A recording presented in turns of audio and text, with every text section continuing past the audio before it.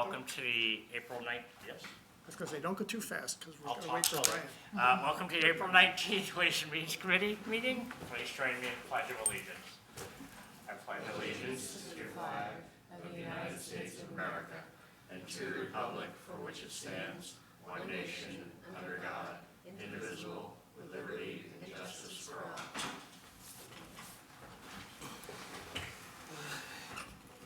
All right. I'm not seeing any public to participate here. Oh, we got the big ones here. Yes. Okay. All right, so we'll get right into it. We have a lot of DPW warrant articles tonight. First one is Article 7-3, the stormwater retrofit project. Roger, do we have a subcommittee report? We sure do. Excellent. Many of these will seem really familiar because they either look like other ones or they, Mike's over. Do we want to set up on the table behind? Or could. Yes, I'm sorry. right, so the stormwater retrofit project for $100,000 is, so this is a set of projects required by the EPA. They require Town of Burlington to have a list of potential projects to mitigate stormwater so it doesn't run off. Thank you much. The current permit, NS4, is addressing runoff and mitigation on municipal property, and the projects have to be done by the end of FY '24. The way it's funded, the unused funds get carried over to subsequent years, and we're going to see this as every other year for continuing to mitigate the stormwater. I think probably Brian and Tom can fill you in better on specific projects that they have in mind for this year. The subcommittee voted to approve it 2-0. Excellent, thank you. Brian, would you like to add anything to that? I'll let Tom take this one. So this is Stormwater Committee. This has been, it's not new. We've been under EPA, it's called the NPDES permit, which is a Phase 2 stormwater permit since probably the late 2000s, excuse me, late 90s, early 2000s. So there's a bunch of requirements, and we have to meet within specific timelines. And so this is new. This is required that we have a rolling list of 5 properties, 5 municipal properties that we have to retrofit with stormwater, enhanced stormwater treatment. So we came up with 5 to keep on the list. We have so much time to get it done. So this one I think we have to have done by, I'm pretty sure it's the end of '24. So what we're looking at is, say a parking lot we're going to resurface. We'll put new catch basins in with deep sump and hoods on them, possibly infiltration, just to enhance stormwater treatment. So right now, we're looking at, the first project will be over at the lower parking lot at Simon's. We're gonna resurface that next year. And then we have a few others like Town Hall Annex, Town Hall main parking lot. So we have this rolling list that we have to keep 5. So that's, and it's probably going on, forever. We have this projected out on our 10-year program out into 2032. By that time, they'll probably have new requirements that we have to meet. So that's it in a nutshell. Great. Do we have any questions? Frank? Thank you, Mr. Chairman. So is there like a measurement that we work against? In other words, how do you know that you've mitigated enough that it makes a difference? At the moment, there is none. If you were, say, doing a subdivision or a site plan, you have certain requirements you have to meet in terms of like total suspended solids and stormwater, rate of runoff and volume of runoff, but the EPA wants us to do something. Something is anything. So whatever we can fit in to that parking lot, whether it's a couple catch basins or a $100,000 system. So would these be areas where there's no catch basin at all at this time? There's no mitigation? Nope, there's catch basins and manholes and an outfall into, might be a stream. So we have to provide enhanced treatment for that stream now. But they don't have at the current moment, they don't have a standard. They don't look at total suspended solids or phosphorus or any sort of release at that outlet. We just have to do something. Yeah, I'm asking because it's good to do these things, but sometimes you get projects and you're not really sure what what the target is here, it makes it hard for you to know when you've gone far enough. or Yeah, I mean, when I you've think, gone far I think they'll tell us when the time is. But right now, we will do what we can fit into that project. That makes sense to do. Okay, thank you. Right? Thank you. So Tom, could you refresh my memory? So I thought with the EPA, there were new permits like in kind of 5-year intervals. So is this program kind of going across those individual permits, or is this something separate? Well, the permit evolves over time. So, and I'm not the stormwater coordinator. This fits into the DPW capital budget because we do the construction. And I sit on the committee, but I can't give you any specifics about the permit and the different timelines. We rely on Eileen Coleman, who is the assistant administrator for the conservation, but she's also the stormwater coordinator. So she kind of interprets the permit and tells us where the goals we have to meet. Okay. And that answered my second question about what's kind of the split between DPW and conservation, and I think that's got it. Thank you. I apologize, I didn't introduce you for our clerk. Brian White, the director of DPW, and Tom Hayes, engineer? Town engineer, yeah. Town engineer, right, okay. Other questions? Move to approve? Second. Thank you. All right, we're all here, so we can do it by hands. This is for Article 7-3, Stormwater Retrofit for $100,000. Those in favor, raise your hand. Are you opposed, Mike, or just resting? I'm going to abstain. Oh, okay, all right. Opposed? Abstain? All right, great, thank you.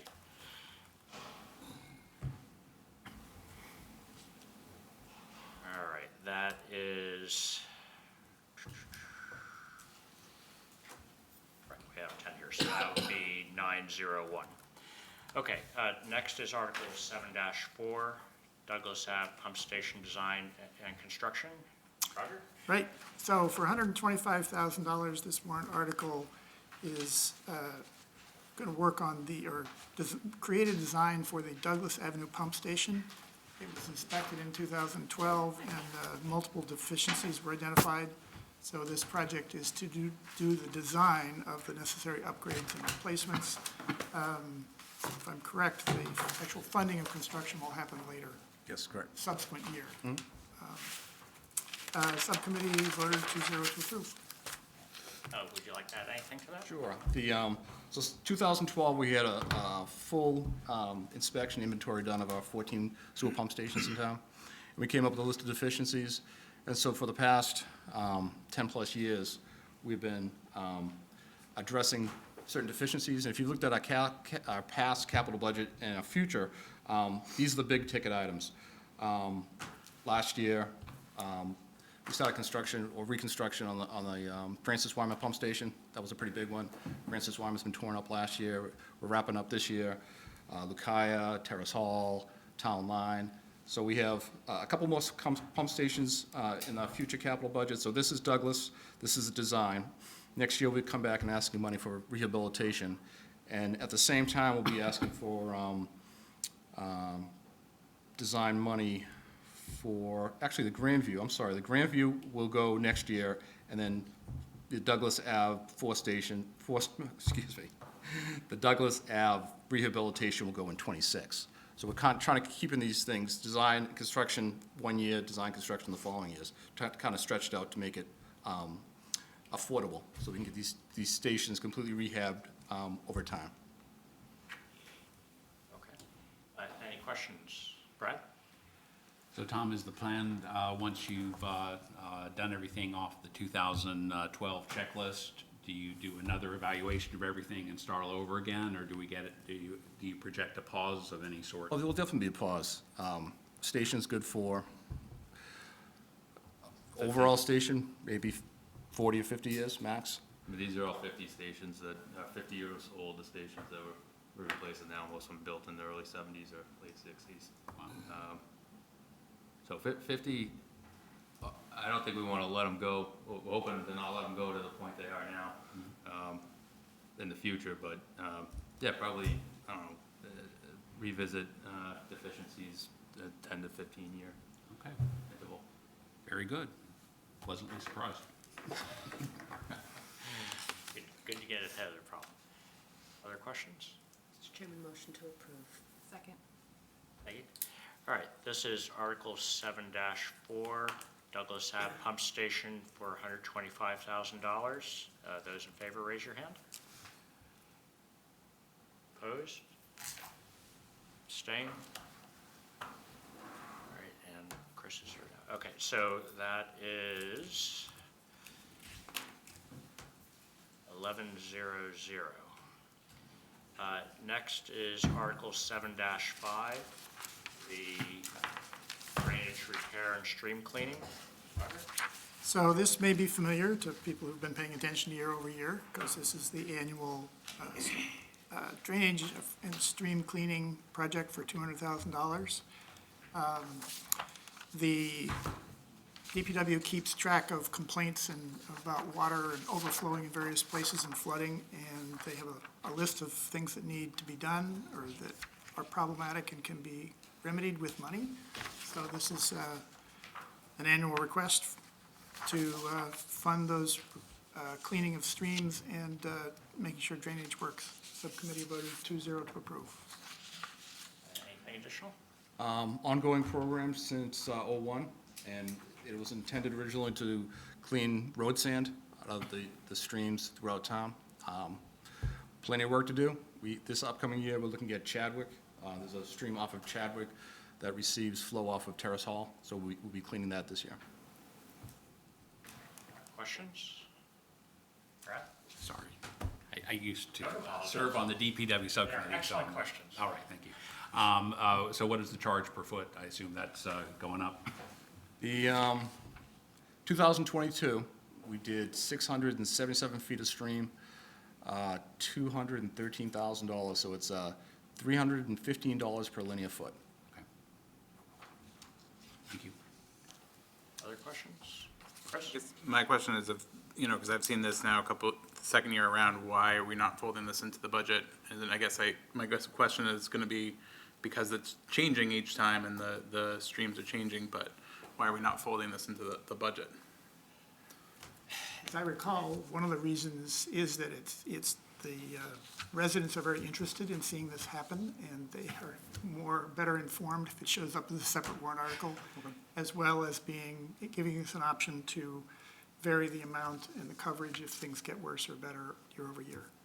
There's also, if I may, so fiscal year runs July to July. Construction season runs from, I don't know, May to November. So it's like jumping horses midstream. It's much easier to keep an article alive. You can spend the money till it's gone. So any excess money from last year will roll into this year. And that's, primary reason we keep it as an article. So we could stack the money up, and also, it's very hard to plan. You can carry money forward from an operating budget, but it's a lot easier if you keep it within an article that you can spend continuously.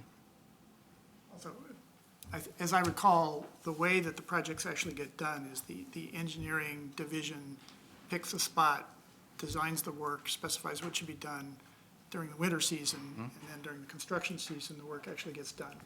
So there's a cycle of planning and design and execution that is spread out over the whole year. Motion to approve? Second? Anything further? Okay. This is Article 7-5, drainage repair and stream cleaning for $200,000. Raise your hand if in favor. Opposed? Abstain? All right, that is 10-0-0. Next is 7-6, portable sewer bypass grinder pump. Roger. So this is for a bypass grinder pump. It's for $30,000. This is a portable pump that is used during sewer emergencies to help bypass some section of the sewer while they're working on that section, and they don't need ugly stuff in the middle of the process.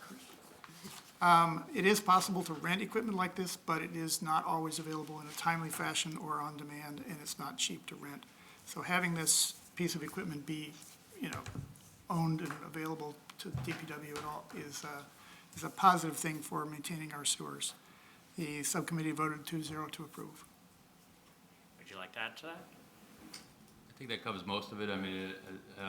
essentially it'll allow us to bypass a manhole that has a problem and continue the normal flow of gravity sewer while the rehab to that manhole is being done. Great. Just before we continue, I want to Sonia corrected me, thank you. Article 7-3, the vote was 10-01. Article 7-4, the vote was 11-00. And Article 7-5 was 11-00. I incorrectly didn't count Chris when he got here. All right, sorry about that. Questions? Ed? Just I have a teenager at home who might be interested. How many times do you see such emergencies? We usually, a few times a year, the sewer manhole issue comes up. I mean, sometimes we're able to do it with our maintained flows with the Vector truck that we have, but, the risk you run with doing that is that the Vector truck fills up, you have to then go somewhere, dispose of it, dump it, and hopefully in the time that you're gone from the manhole's not surcharging and backing up into people's houses. We try to, without it, we try to make do and hope that the flow doesn't pick up or whatnot. This would allow us to continue operation, continuous flow. Gotcha. Thank you. Right. One thing I noticed, thank you, Mr. Chairman, the life on this is listed as 10 years. And that seemed kind of short to me for something that probably doesn't get, it's a heavy-duty piece of equipment and it gets used maybe 4 or 5 times a year, something like that. I'm just surprised it's only good for 10 years. And maybe that's just a number you stuck out there, I don't know, but. Yeah, I mean, a lot of the equipment we try to run until, we have major problems with it. Yeah, I'm sure you do. So, yeah, I think that's more of a number of a wear and tear item, similar to later items. You'll see like VFDs at pump stations. Those are big items, but they don't last long. Again, with something like this, You use it until it doesn't. use it until it doesn't go, and replace the seals and whatnot on the pumps, to maintain it. Okay, thank you. Move to approve? Second. Thank you. All right, this is Article 7-6, portable sewer bypass grinder pump for $30,000. Raise your hand if in favor. Opposed? Abstained? 11-0-0. Next is Article 7-7, Terrace Hall Station Sewer Grinder. This one's got a really cute nickname.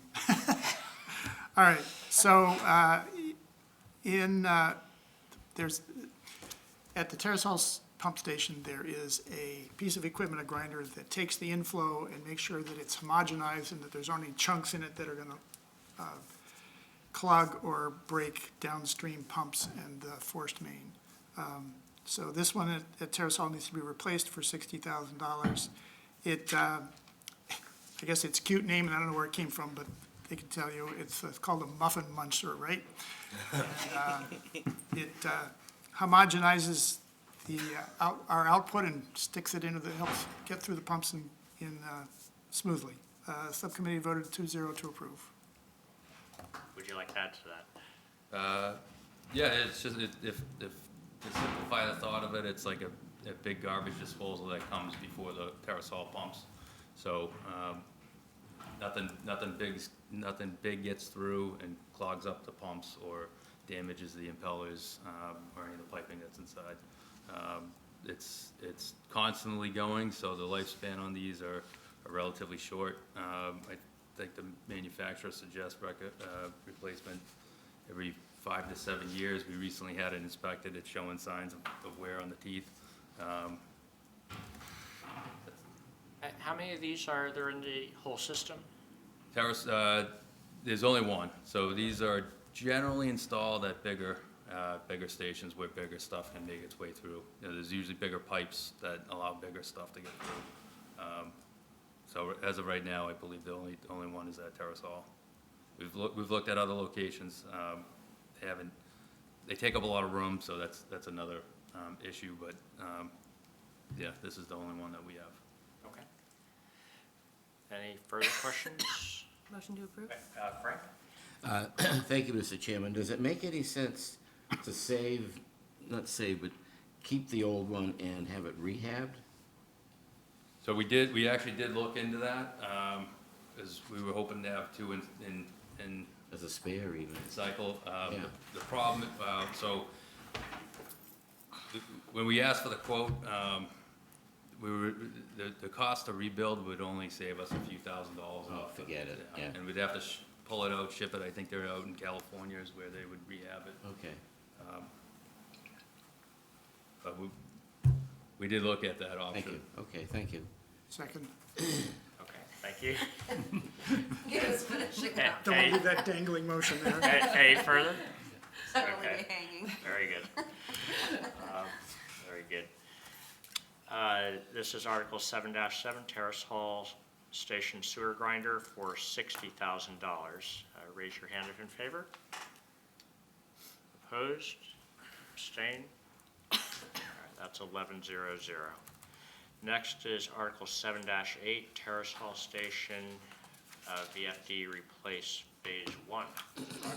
Right, so this is for $40,000. So a VFD is a variable frequency drive. It is the controller that controls the pumps in the pump station so that they can ramp up, speed-wise, ramp up slowly and not just go on and off. And so from a wear and tear point of view, it's important. It helps both save electricity and save wear and tear on the pumps. There are 4 pumps, and so there's 4 VFDs in Terrace Hall.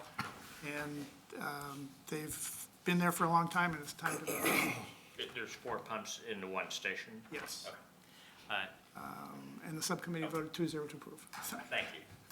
Anything to add? That covers most of it. I mean, the one thing I will add is, so,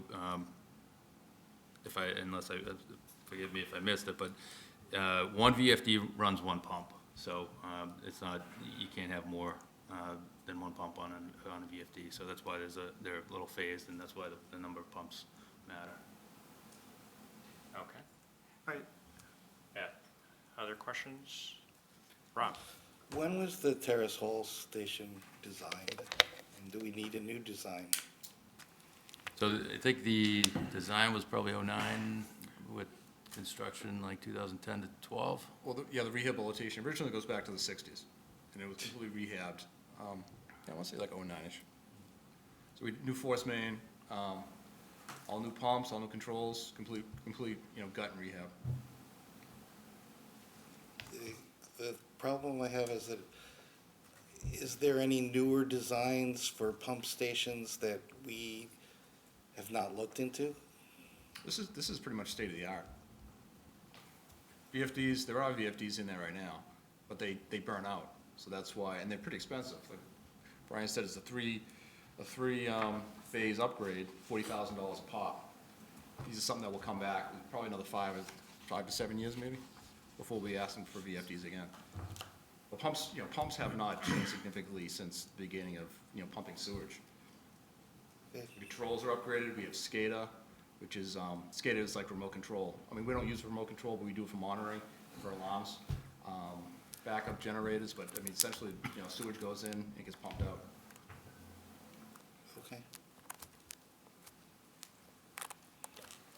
I did have one question on this. The backup has a quote that's slightly higher than what you're asking for. So I just wanted to make sure that's intentional. Yeah, we believe, hopefully you don't see too many like that from me, from us. But we do think once this is put out, this will have to be competitively bid, so between the competitive bid process and having electricians on site pretty frequently for common repairs, if we coordinate this, we can get the labor costs down and. Okay, great. Should be good to Just go. wanted to make sure we didn't shortchange you by $600. Yep. All right. Motion to approve? second. All right, this is for Article 7-8, Terrace Hall Station Variable Frequency Drive Replace Phase 1 for $40,000. Raise your hand if in favor. Opposed? Abstain? Very good. That's that's 1100. Next is Article 7-9, sewer vector truck fan repairs. Roger. All right, so for $25,000, the Vector truck needs a new fan. This is basically a giant wet vac. Pretty easiest to understand explanation. The fan is the thing that creates a suction, so it'll allow it to operate. Without it, it's pretty useless as a vehicle, and I think the whole vehicle is pretty expensive. Anyway, the Vector truck is used both in sewer emergencies to remove junk from the sewer manholes while they're working on them. And it's also used as a very efficient excavation tool when they're working on sewers that can help prevent damage with a backhoe and metal on metal contact. So it's important to keep this piece of operation running smoothly, and the subcommittee voted 2-0 to approve. Would you like to add anything? Yeah, this is just on their list of, kind of like on their list of items that need to be maintained over time. So this is on pace for what they, what the manufacturer suggests as the timeframe to replace it. It had recently been in the shop. They were able to inspect it. They noticed wear on it. If it does go, obviously timing would be a concern. We can't plan for it, and the failure would likely cause damage to other components as well. Brad? So how old is the sewer vector truck now? 7 or 8 years now? Yeah, it's getting, it's starting to get up there.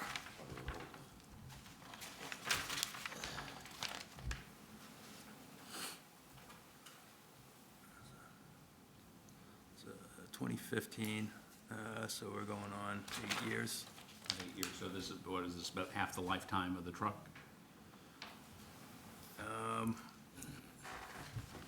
We have it coming up, I think in like 2026, 2027. They don't last long. They don't last as long as typical trucks or vehicles, just because of the wear and tear on it. It's starting to show rust on the tank because of it's constantly being filled with water and whatnot. So unfortunately, they don't make stainless steel tanks, at least the model that we have. We asked Sandwood, the supplier, if that was an option, but once that goes, that's a large repair. So they're, I don't think they're readily available, which is one of the issues with a lot of these big trucks is we're looking at year plus. And I think we have a truck that's out there that we've been waiting on for 14, 16 months. So while it's still young, you may be seeing the replacement coming up, like I said, in 2026, but we want to make sure that we get it in time and there's no downtime without it. All right, thank you. Additional questions? Second? Thank you. This is Article 7-9, sewer vector truck fan repairs for $25,000. Raise your hand if in favor. Opposed? Are you opposed? I'm Abstain? sorry. Yep, all right. Just wanted to make sure. All right, that's 1100. Next is Article 7-10, vehicle replacement. Roger? Right, so this year, this is a sort of an annual item to replace a number of, this year, five vehicles for $607,000. It's 5 vehicles, there are two pickup trucks, a large dump truck, and a sewer utility truck with a crane. And I think probably I'll leave it to the DPW to explain the details of each of the vehicles that needs to be replaced. Do you have a vote? Subcommittee voted 2-0 to approve. Great, thank you. Please. Sure, so all but one is a replacement, so I'll start quickly, we'll go through. The first one you see on there is E1, so that's a 2009 Ranger. The Rangers that we've had, we haven't, so we're proposing to replace all the Rangers with just a full-size F-150. The Rangers you know, I think they were a good stepping stone, but, the bed, hasn't shown to be big enough for what we need it for. The 2009 has, quite a bit of rod on the frame, so most of these, this is gonna be the same answer. The rod, we're not sure, you know, if we'll pass inspection the next time it comes up. So, for E1, we're replacing the 2009 Ranger with an F-150. And stop me if there's any questions. The second one, I think, on the list would be the H20. This is the only one that's a new vehicle. This is the larger vehicle that Roger mentioned, so I think over the years, John Sanchez has kind of probably explained, he's had a program to start replacing the snow and ice vehicles in-house, start bringing on more internally to be able to do more in-house, because every year we keep getting less and less contractors. We have to do more and more in-house and use other divisions for snow and ice as well. So this would be a full-size sander. Currently, we have a sander that's it's retrofit on like a 550. So it's limited use. You have to keep filling it up frequently. So this would give us another full-size sander for you know, one of our laborers to special equipment operators to use during a snow and ice event.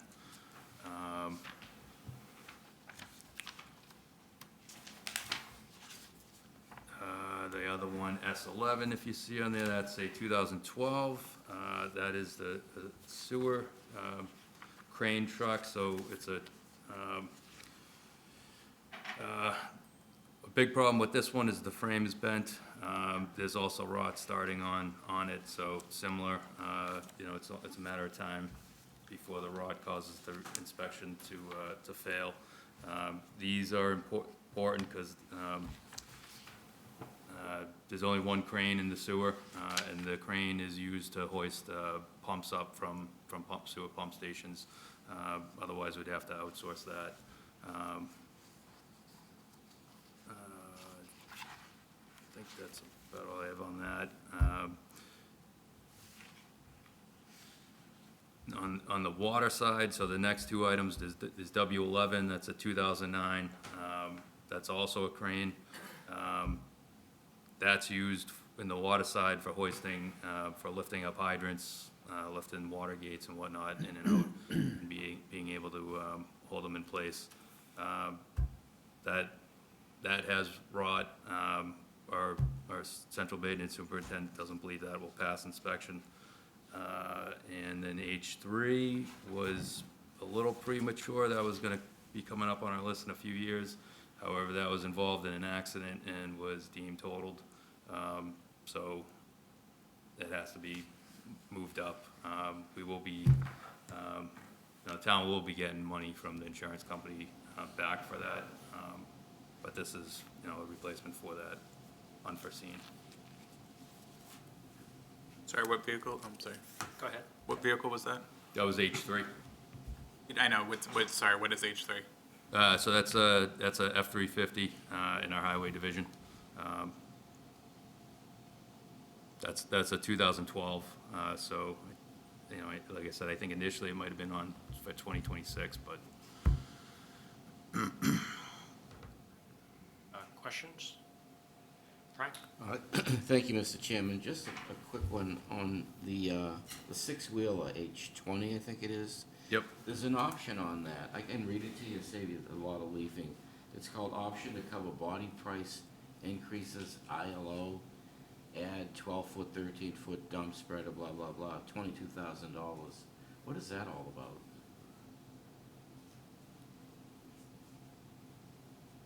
It's like the most expensive component on the whole thing. Which one, It is. Option to cover body price increases, ILO. Add for 12-foot, 13-foot dump spreader.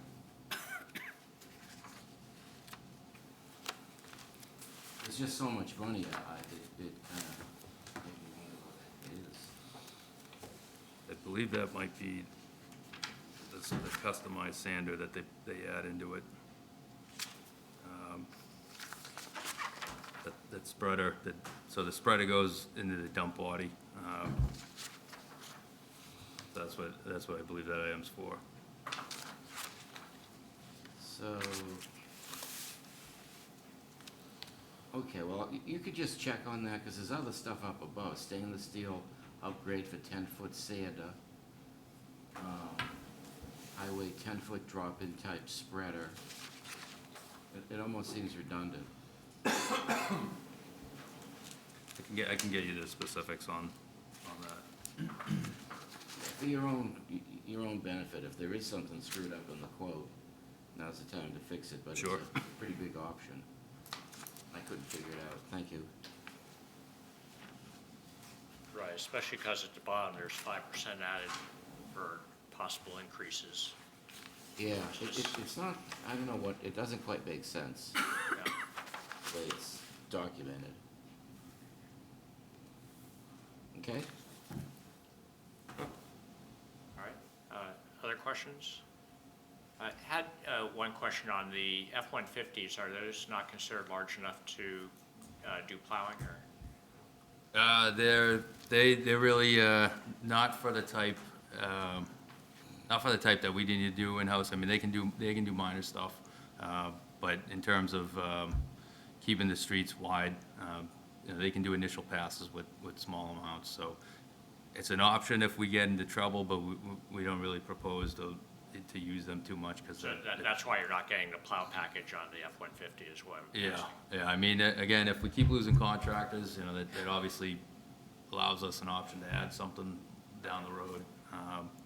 But in the Sanders won't fit in that either. Okay. Chris? So when this came up last year from the rec, I asked the difference between a Ranger and a 150, and it makes sense. The one thing I forgot to ask that I want to ask now is, what's the fuel efficiency difference between a Ranger and a F-150? The last time I looked at it, I'm not sure about this specific model, but there's not that much. There's a few miles per gallon. Many of the trucks, the fuel mileage doesn't really vary much. Yeah, I can tell you, the Rangers we have now, we're rated 14 miles per gallon. Because when we got them, they were supposed to be for fuel efficiency, and I thought that was pretty bad. I own a 150 personal, I get 19, so big difference. Move to approve? Thank you. This is Article 7-10, vehicle replacement for $607,000. Raise your hand if you're in favor. Opposed? Abstain? It's 11-0-0. Next is Article 7-11, Carpenter House demolition. Roger? For $42,000, the house that Burlington owns at 1 Dearborn Road, right over here past the parking lot, has been unoccupied for a number of years. It is in poor condition and getting worse, and has become a neighborhood nuisance. So the money is to have it to be demolished and the site made safe for people passing by. At this time, there's no known future use of the site, but the house is not likely to be useful for any future planning. So subcommittee voted 2-0 to approve. Additional information? That covered most of it. The longer it stays there, the more of a liability it is if people get into it. The demolition costs, obviously, there's no salvaging it, so if we delay it more years, the cost to dispose of materials typically doesn't go down, typically goes up. There is some, we do suspect there is some asbestos in the floor tiles in the basement, hazardous material. Likewise, typically becomes more and more expensive over the years. We just think between the liability, the eyesore, and, delaying the inevitable that will cost more in the future, it makes sense to do. Just double check, this is another one where the quote is 42,000, but the article is 41,000. Is that intentional also? Yeah, again, with the competitive quote process, we should be able to get, Okay, great. we expect to be a little below that. Okay. Brad? So is there room for a police station there? Yeah, maybe a sculpture park. Very tall police station. I don't think so. All right, Maybe a jailhouse. so it's not a full half acre? No, it's a substandard lot. Oh, that was, do we know how big it is? No, not exactly. We know it's below zoning. It would have to be I see. grandfathered to be, Okay. build another house there. Perhaps a dog pound. Just kidding. That's the next warrant article. We'll get there. I don't think the neighbors would want a dog pound there. That's a good question. Mike? So what year was it built? I don't have that info on me. There's no like historical value to it or anything like that? No, it's- my understanding is the inside wasn't treated too nicely, either by the previous owners and tenants. Okay. Ed? I have a question. I probably should know this from my time on the zoning bylaw review committee, but if it's torn down, is that lot after a time no longer conforming for residential construction? So I think our intent would be to, well, we would review that and leave the foundation if needed, if that would Gotcha. keep the use intact. Okay. Thank you. So that would allow us to put another house there if the foundation's left, is the idea? Yeah, it would give us options, yeah. Okay. It is a half acre lot. It is half acre. Is that right? Oh, okay. There was some doubt when we had Yeah. talked What about was it. that, Sonia? It is .54. So it is a half acre? So it's a buildable lot. Yeah, I mean, it would be, the foundation is staying, Mr. Chairman, if I may, as long as the foundation Absolutely. is staying, then even if it were below a half acre, because there was a house there, it would be non-conforming. So it would, as long as you don't take the foundation out philosophically, you could then put another. But in this particular instance, the assessor's office it's at .54, so it is a half acre lot. I think the idea when we were speaking at it at the subcommittee was that the town took it over because it's adjoining to the parking lot, so it makes sense to have it because it was abutting. We had tenants in there for a while. The tenants were less than kind to the houses, as has been reported. And then, the town ultimately decided they were not in the business of being landlords, really. It wasn't what we were, what the town was looking to do at the time. And then as the house continues to deteriorate, now it's a safety hazard. So if you take it down and leave the foundation, it takes care of the safety issue, but also leaves the stipulation for the town to sell it if they ever wanted to. I don't think that would be the case based on current thought process because it's touching the town's parking lot. Okay, other questions? Move to approve? Second.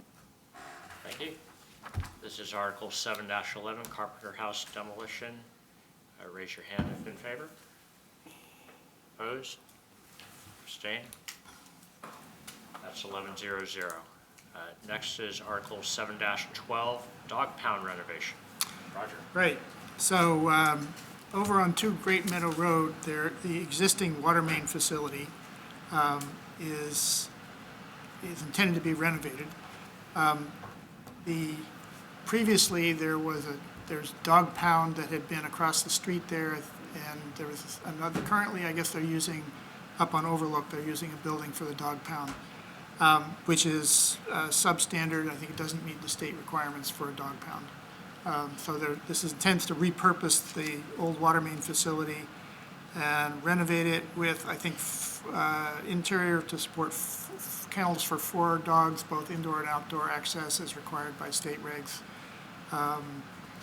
And it's $100,000 to, the subcommittee voted 2-0 to approve. Okay, do you have additional on that?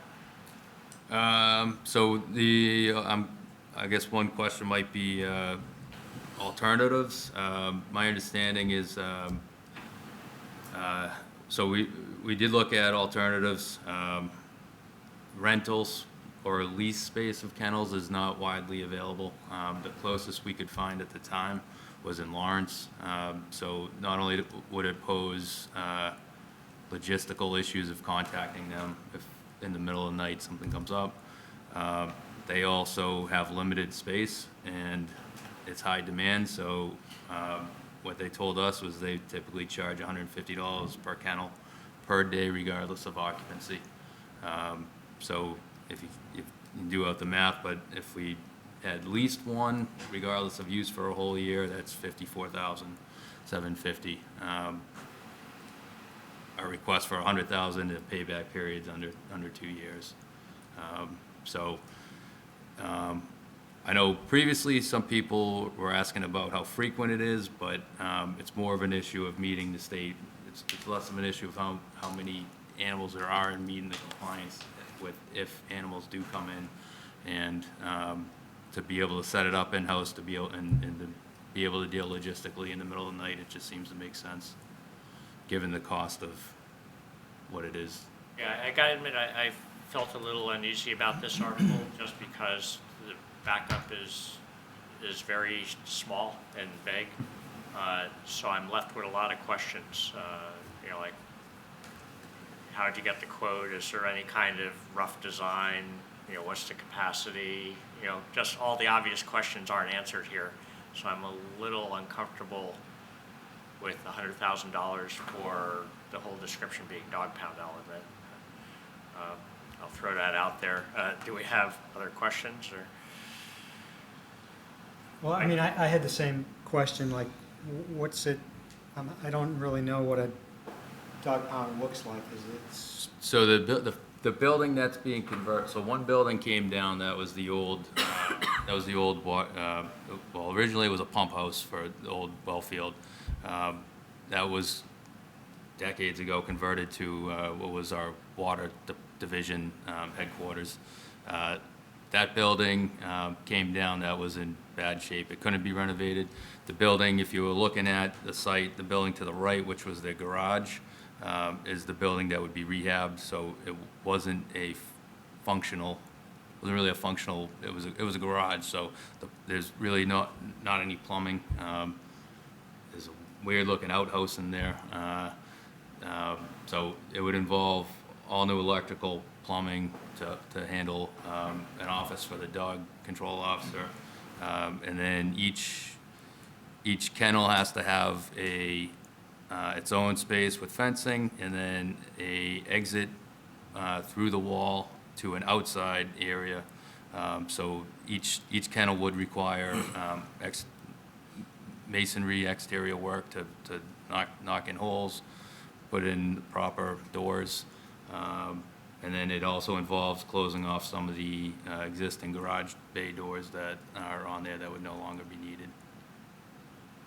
Okay, so is it gonna be like the permanent office for the dog control officer, or is it just a temporary? I believe that's the intent, yeah. It would be an office, you know, that's the reason for the plumbing and the electrical. And how did you you had some calculation before with a 2-year payback. What was that calculation again? So we were told from I believe the place in Lawrence, the animal shelter in Lawrence, was $150 per kennel per day.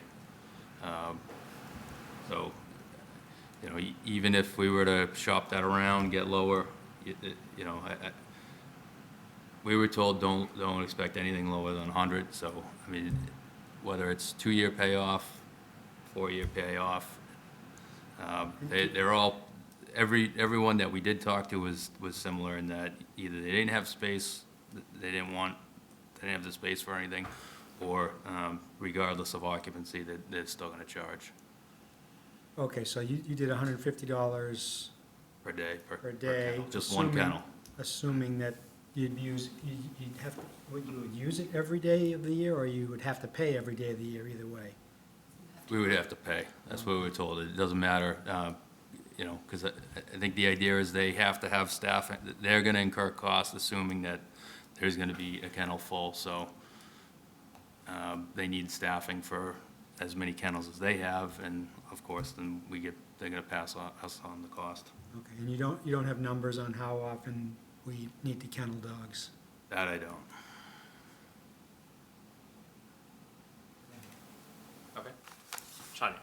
I think The clarification for that, Mike, is that we have to rent, state regulations require that we rent it, so whether or not there is a dog or not in the kennel, we're paying the cost of it. So when they do the calculations of the cost of it, it makes more sense to logistically have it in Burlington and be able to have it space here, as opposed to renting one kennel. We'll have space here where we'll have the 3 kennels, or however many they're planning on putting there, plus the office. So, if I understood it correctly, that the regulation doesn't say you rent as needed. The regulation says you have to have a space, so that if there are dogs, you have a certain space allotted. So the Lawrence one was $150 a day as a rental, and you have to be able to make sure you secure it because there's a demand on them.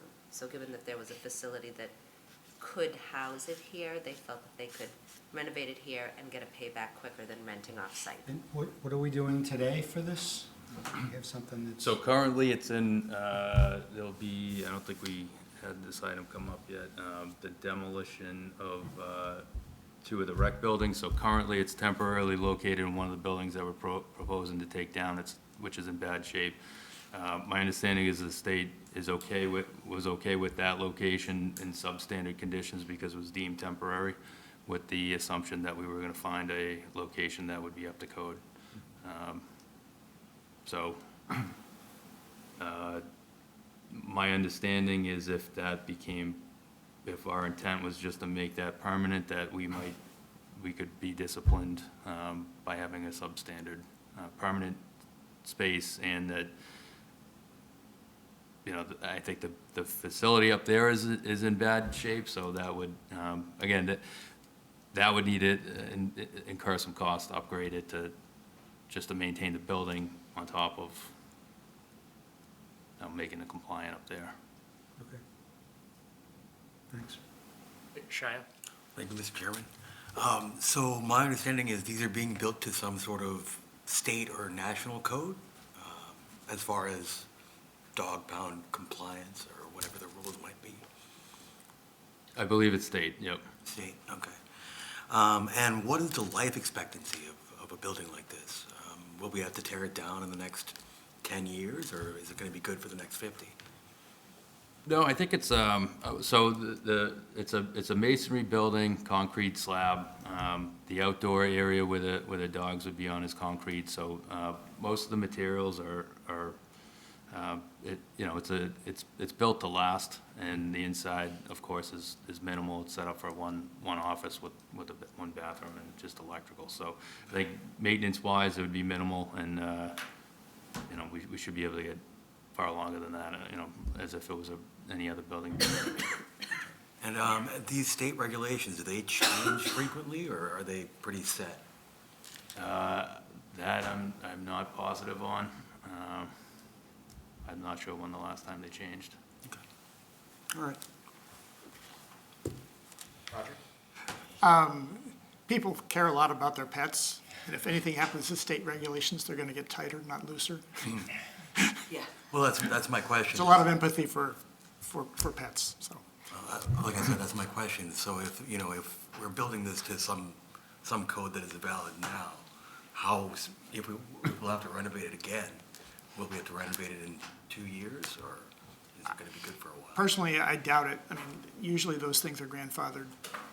They apply to, new regs apply to new facilities, not, unless there's some really horrific condition, they wouldn't apply to existing facilities. Okay, all right. I would expect that maybe the care of the animals, those standards might change more frequently than the actual space and living situation. Okay. Mike? Thanks, Mr. It may not be practical, but it almost seems like we could team with other towns in the area or something so that, I don't know how much demand, like how many dogs are in the kennel, but if we have a lot of extra capacity, we might be able to work with another town to say, you can pay us and it'll be easier than sending them to Lawrence or something like that. Just an idea. It's a good idea, actually. Yeah, I'd have to concur with that. I mean, just in the quick Google search, Lexington Bedford has one together. I saw Billerica, but I think there's a lot of more questions that I still have about this, not just partnering, which would make sense, but really it's the numbers, you know, where people really do care for their pets. And I think limiting it to dog pound, I'm curious if that's only what's the intention, because cats do get lost. We do have other pets that this does happen, but usually, a lot of times, you know, they're found within a day. But then opening a facility, and then I'm wondering about staffing.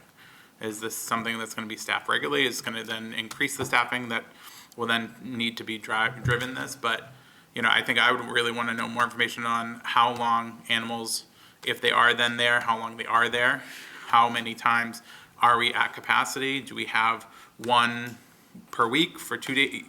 I mean, those are just those are the information that I would want to see too, and knowing that there are other towns around us that have partnered, you know, it leaves me with not having enough information for $100,000. I'll just pile on, I had the same thought. I'm just wondering how big the building is, because you're describing a 2-year payback, so I want to put more kennels in there and rent them to surrounding towns. Not a bad idea. It's not a bad idea.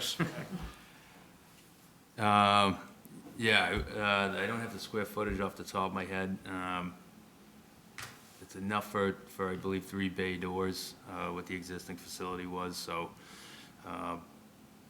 you know, I'd guess maybe 25 by 15, 30 by 15, somewhere in that neighborhood. Couple more, maybe? If we can get reimbursed, yes. That's, yeah, I mean, that's Contract. always been something that has come up previously is, with, years past, I think decades and decades ago, there might have been an agreement with Lexington for the existing dog pound, and, the problem is places don't like to share keys or access, and then you have to get in touch with somebody from that town. They come in, then you're billing them then you're billing the other town for services, and then you have to hope that you collect those fees. My understanding is previously, again, this was probably maybe before I was alive, but other towns might just leave the dogs there, and now it's your problem. So, we've put a little thought into that, and just from past experiences, I think those were some of the concerns that were brought up. We have our Assistant Town Administrator, John Brian stole a Dizio. little bit of the thunder of what I was gonna say about some of the things that we considered when we share with somebody else, the access and, is an issue. And also when we rent a place, you're required to rent a place for every day, like Brian talked about. But one of the downfalls for the owner is when the dog goes to one of those places, if it's not a dog you know and they don't have the records on the dog, they have to give them all the shots for kennel cough and all that jazz. So when the owner goes to pick up the dog, there's an added cost for that too. And about additional staffing, just a point we've had a pound for, you know, since before Brian was alive, like you talked about, and we've only had one staff member that whole time, so, I don't know, that we expect to see any additional staffing from that. Okay, good background. Sonia? Mr. Chairman, that's a great point, because I think what I was surprised at, and I guess I never thought about it, and I was a dog owner, is when we sat down for subcommittee, I just didn't even realize there was a dog pound, but there is a dog pound presently. It's just that it was in a temporary location that, as was described, needs to be addressed. So that's really what it is that none of us really thought about the fact that there is actually a staffed dog pound now. It's just that this one now will be something that the state will consider permanent as opposed to a temporary place. Recreation will eventually have plans for the buildings, and given that anyway, it's not really at standard to put the pets in presently. So I think it was, I just never even thought about it until I read the warrant article that there was even a dog pound, but there is one on staff, you know, in Burlington already. I guess I'm still left wondering how you came up with the quote, since there's no documentation about that. Yeah, so it's not designed to save money. We didn't have a consultant come in and design it and survey it. Our facilities superintendent brought in 1 or 2 contractors that work with us frequently, walked them through, said, you know, what would be a budget price for this? sketched out on a, on a piece of paper, kind of what the plan was, and that's how the quote was come up, so, you know, a lot of times we do like to have like a detailed cost analysis if it's in an engineered design plan, but, that's how the quote was come up. Would the 100K include, presumably there does have to be design work once it's going to be made, otherwise you don't know what to make, right? So is that included within the 100K, I assume, or? Yeah, I don't, there would be, you know, the plan wouldn't be to have engineered plans, to have a consultant an actual, between, our department and the facility superintendent, we would produce sketches and specifications on what's needed to be put out to, obviously this would have to be put out to bid for construction. So that would be how it would be built. And the warrant would be not to exceed. So I think part of the intent might be to separate out some of the trades as well, and procure them separately, to possibly save money. I know some of the stuff we might look to try to do in-house, with our licensed electrician and plumber. But, the idea is that to save money, I mean, engineers are not cheap. Tom? Just to get them out there, it's, you're talking 10,000 to just survey. Okay. So what are our options here? I don't sense that this option would be abused if we just move to approve it. I don't know that we'll get a better design in the next couple of weeks if we want to, like, try to come back later. Well, I'm just wondering if we So- could even get a napkin quality design as opposed to no design. I think any one of us could produce such a thing. Well, maybe, I don't know. Does it have, We could all be envisioning, 15 different things here, I don't know. So- That would be my concern, just so that we can at least have a vague idea that the 100K seems rational based on what you're looking to make, right? Mr. Chairman, if I I guess. may, Yeah. I'm gonna speak for myself. If you draw me a square and a diagram, I'm not gonna be able to judge whether that's the right number or the wrong number. The way I saw this was, it's a requirement of the state.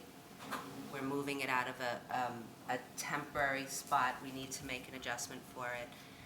I think DPW's thought process was, instead of asking for money for the design of a dog pound, to get an estimate from people that they knew and then be able to go forward and do it. All warrants are a not to exceed number anyway. They're gonna go to public bid with it. So maybe the recommendation to DPW is, by the time you present this to town meeting, maybe you present a little bit more information to them. But I can tell you, for me, I feel comfortable knowing that you're not gonna be able to exceed it, and certainly, given that this gentleman stood before us and was giving us warrants that were less than the quotes that were backup for him, I'm thinking he's gonna get the quotes properly, try to do what it is in-house, and then return any funding, if there is, after the fact, from that particular warrant. This is not like a wish list. This is we have a temporary dog pound that the state is saying is okay as temporary, but you either have to get a rental facility or you have to make a subsequent arrangement for it. You know, Roger and I felt like that was a good enough description for us, because it's not something that we're just adding to a wish list, it's something that's a requirement of the community. So in our minds, it was either do something to set up a permanent dog pound here, or move to do $150 a day in Lawrence. So our feeling was that was the better way. I mean, if the committee wants to hear something different, but I think what they're trying to tell you is they're not getting engineered plans. So I don't blame them for that, because if we're talking about renovating something, putting a bathroom, putting an office, and doing 3 bays, you know, he's saying that in-house he feels like they can draw that up. Is that right, Brian? Yeah, and I mean, I would compare it to, like, if you were renovating the first floor of your house. I mean, you might get cabinet, kitchen design, like, they might give you the services for that, but typically you're not gonna get, you know, schematics done up for electrical or plumbing. You know, there's gonna be, the plumbers, the electricians are gonna know the code. Our facilities will handle the inspections and make sure it's up to code. The permits will need to be obtained, and the plumbing and electrical inspectors need to sign off on it. So I think I look at it more, it's obviously a different use and a different size and material, but I'd look, compare it to doing a renovation on your house. I mean, my recommendation to you, Brian, I don't know what the committee will decide, but my recommendation maybe is that if you can do some form of a narrative that town meeting could have as backup for you, just so they can understand the logic of it. The logic, to me, makes sense because you're not trying to spend extra money if you don't have to on it. But I think maybe if we just have some punch points that Roger and I got when we sat and talked to you, and maybe shame on me for not thinking that we need them here, but in my mind, it just made sense. And I guess I was still kind of just amazed that we had a dog pound. I don't know, so it was one of those things. But maybe that's just something, I would recommend for you for the body. Sure. And you could probably get, statistics from the dog officer. Absolutely. That might be a good idea. Right, something to make sure that, is for the right number. If, what's our peak usage, for instance? But usage, but I just want to make sure that we understand this part. The usage kind of doesn't matter. There's a state regulation that says there has to be a dog pound or you have to rent. So I think. I don't think there's any question that we want to make a dog pound. The only questions in my mind are if 5 days a year we end up needing 6 kennels, then, this may not be big enough. And I think, the worst, I understand it's do not exceed, but the worst thing we want is a 3/4 done dog kennel that we spend $100,000 on, right? I expect you'll do a fine job. It's just, even the simplest, back of a napkin drawing, I think would go a long way, just so, does it have a bathroom in there? Maybe it does, I assume so, things like that. Ed? Thanks, Chairman. I think most of the cost, because this is an existing structure, right? Most of the cost is going to be running the utilities anyway, so I think that if that's the estimate you got, I'm going to go trust it, and we probably don't want to encourage people to, because the biggest problem, I think, is this is a curiously round number, and sometimes that happens, and we don't want to encourage people to come up with an estimate of $102,038 just to massage it. If your estimate is 100, I think we admit that it's a ballpark, and if, as was mentioned, a few bullets just saying about this much for this utility, about this much for electrical might flesh out the story a bit for town meeting. Sure. Chris? I have to say, I think this is where education is key when it comes to this. And I think if we're a body of 11 right now and we have this many questions, town meeting is going to have just as many questions. And so, and I'm just thinking back to last year, we pushed the schools to have more information on their warrant articles, and they did this year. And I think we should expect the same thing when it comes to all of our warrant articles. I don't disagree with the need. Sounds like it's there. The flip side, then you're going to have the people who animals are an extension of their families, and if then we don't do this right, and then something happens to an animal in our care, then where's our liability there? So I think there's a number of questions that will help smooth out the process if and when we get to town meeting and voting on the warrant with the more education here. And so that would be my preference, is to get more information, more specifics here, not just for this committee, but for when it goes, if and when it goes to town meeting. Because the same questions, if not more, are going to come up exactly the same. So I think if the process is to be smooth, and there's a lot of us that are favoring this as a warrant article, that homework now will pay off for here, but also for town meeting. So as a point of order, Mr. Chairman, That's right. we have to vote either yes or no, or it doesn't even get to the floor. So if you want it to get to town meeting with more backup, you've got to have a vote, I believe, Oh, well, right? So, we'll do a vote, yeah. And it'll, or we can. our vote doesn't affect where it goes to the floor. We're just making a recommendation. Right, but if we don't process it at all, just, table it, that's not gonna work real well, I don't think. Well, we have a few options. We can. We could bring it back vote in a now. couple of We could weeks. defer till, next week with a little more data. Yeah, know, would those that are work would that work for the proponents here? Could you come back to us, in a week or two or 3, with Not more more than two. information. What's that? Not more than two, or else it will be after town meeting. I see, 2.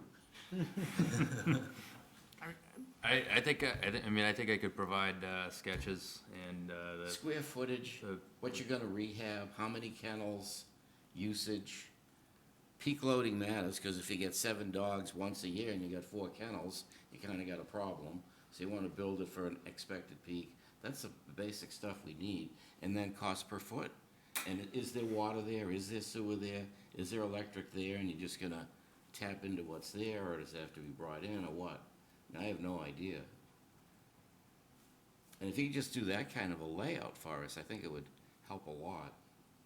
Does that make sense? Does to me. But it's up to you guys, if you want to take a vote now or defer. Cheyenne? Well, I'll make a motion then to table to a time certain, whatever day you May pick. 3rd. May 3rd? Second? Let me just make sure that May 3rd is a good date here. So that's Recreation, I don't know what else we have, but 2 weeks from tonight. Yep. I'm out next week, and so is Sonia, so 2 That weeks would- is fine. That would be great. Is that something that could work for you, Brian? I'll do whatever I can. Okay. Again, I don't think the goal is for you to make engineered plans, just, What I described, you know? Yeah. Sure, It's yeah. got- It's such, there's a shell, it's got a roof, does the roof need to be redone? Is there water and power at the site? What are you gonna do to the inside? How many kennels are you gonna build? You know, what do you gotta do, the basic stuff to make holes and dog runs and whatnot, and put a number on it, cost per square foot. But give us an idea. okay. Cheyenne, we'll take a vote on that, but. Just a have your quick hand up. question, Mr. Chairman. So I'm assuming this place is gonna have to have an employee, right? So does the employee's salary come out of this 100K budget? Does the employee have to be on call 24 hours a day? Are they gonna be in-house all the time? They exist. Yeah, Do they exist? we have an animal control officer currently, and I think the staffing of this is independent of the warrant article. The staffing is however we staff the current one would presumably continue. Okay, So, all right, But that would be a separate budget, that wouldn't be in this article. okay, all right. Okay, I think we had a motion and a second to defer until, what's the official term? Not defer, Time certain, until time certain, on May May 3rd. 3rd. All right, those in favor of that? Opposed? Abstained? All right, so 11:00 to come back on May 3rd with that. Well, he bought 600 and something thousand dollars worth of trucks for a lot of us. What do you- Well, that had excellent backup. The little backup goes a long way. Let me just make a note here, May 3rd. All right. Next is Article 7-13, Facilities Upgrades, Energy Conservation. Roger? Okay, so this is $250,000 to continue improving the energy efficiency of various things around the town of Burlington. There was a plan in 2019 to lower the town's energy efficiency by 20% in 5 years, starting in 2019. And there's been a lot of work done so far. Burlington also was designated as a green community, which has a set of goals and criteria and action plans associated with it. The kinds of projects that are envisioned for this money, until the money runs out, are things like more weatherization, more solar improvement, solar arrays, adding EV charging stations, and other energy efficiency moves around the town. It's, there isn't a lot of detail, but there are a lot of good ideas. So, anyway, Did you- subcommittee voted 2-0 to approve. And would you like to add to that? Sure, yeah. So my understanding is Rachel and John, when they initially went through the process of joining Green Communities, kind of proposed what we thought would get us to that 20% reduction, and thinking that roughly every 2 years we would ask for 200,000 and just start working our way through our town buildings.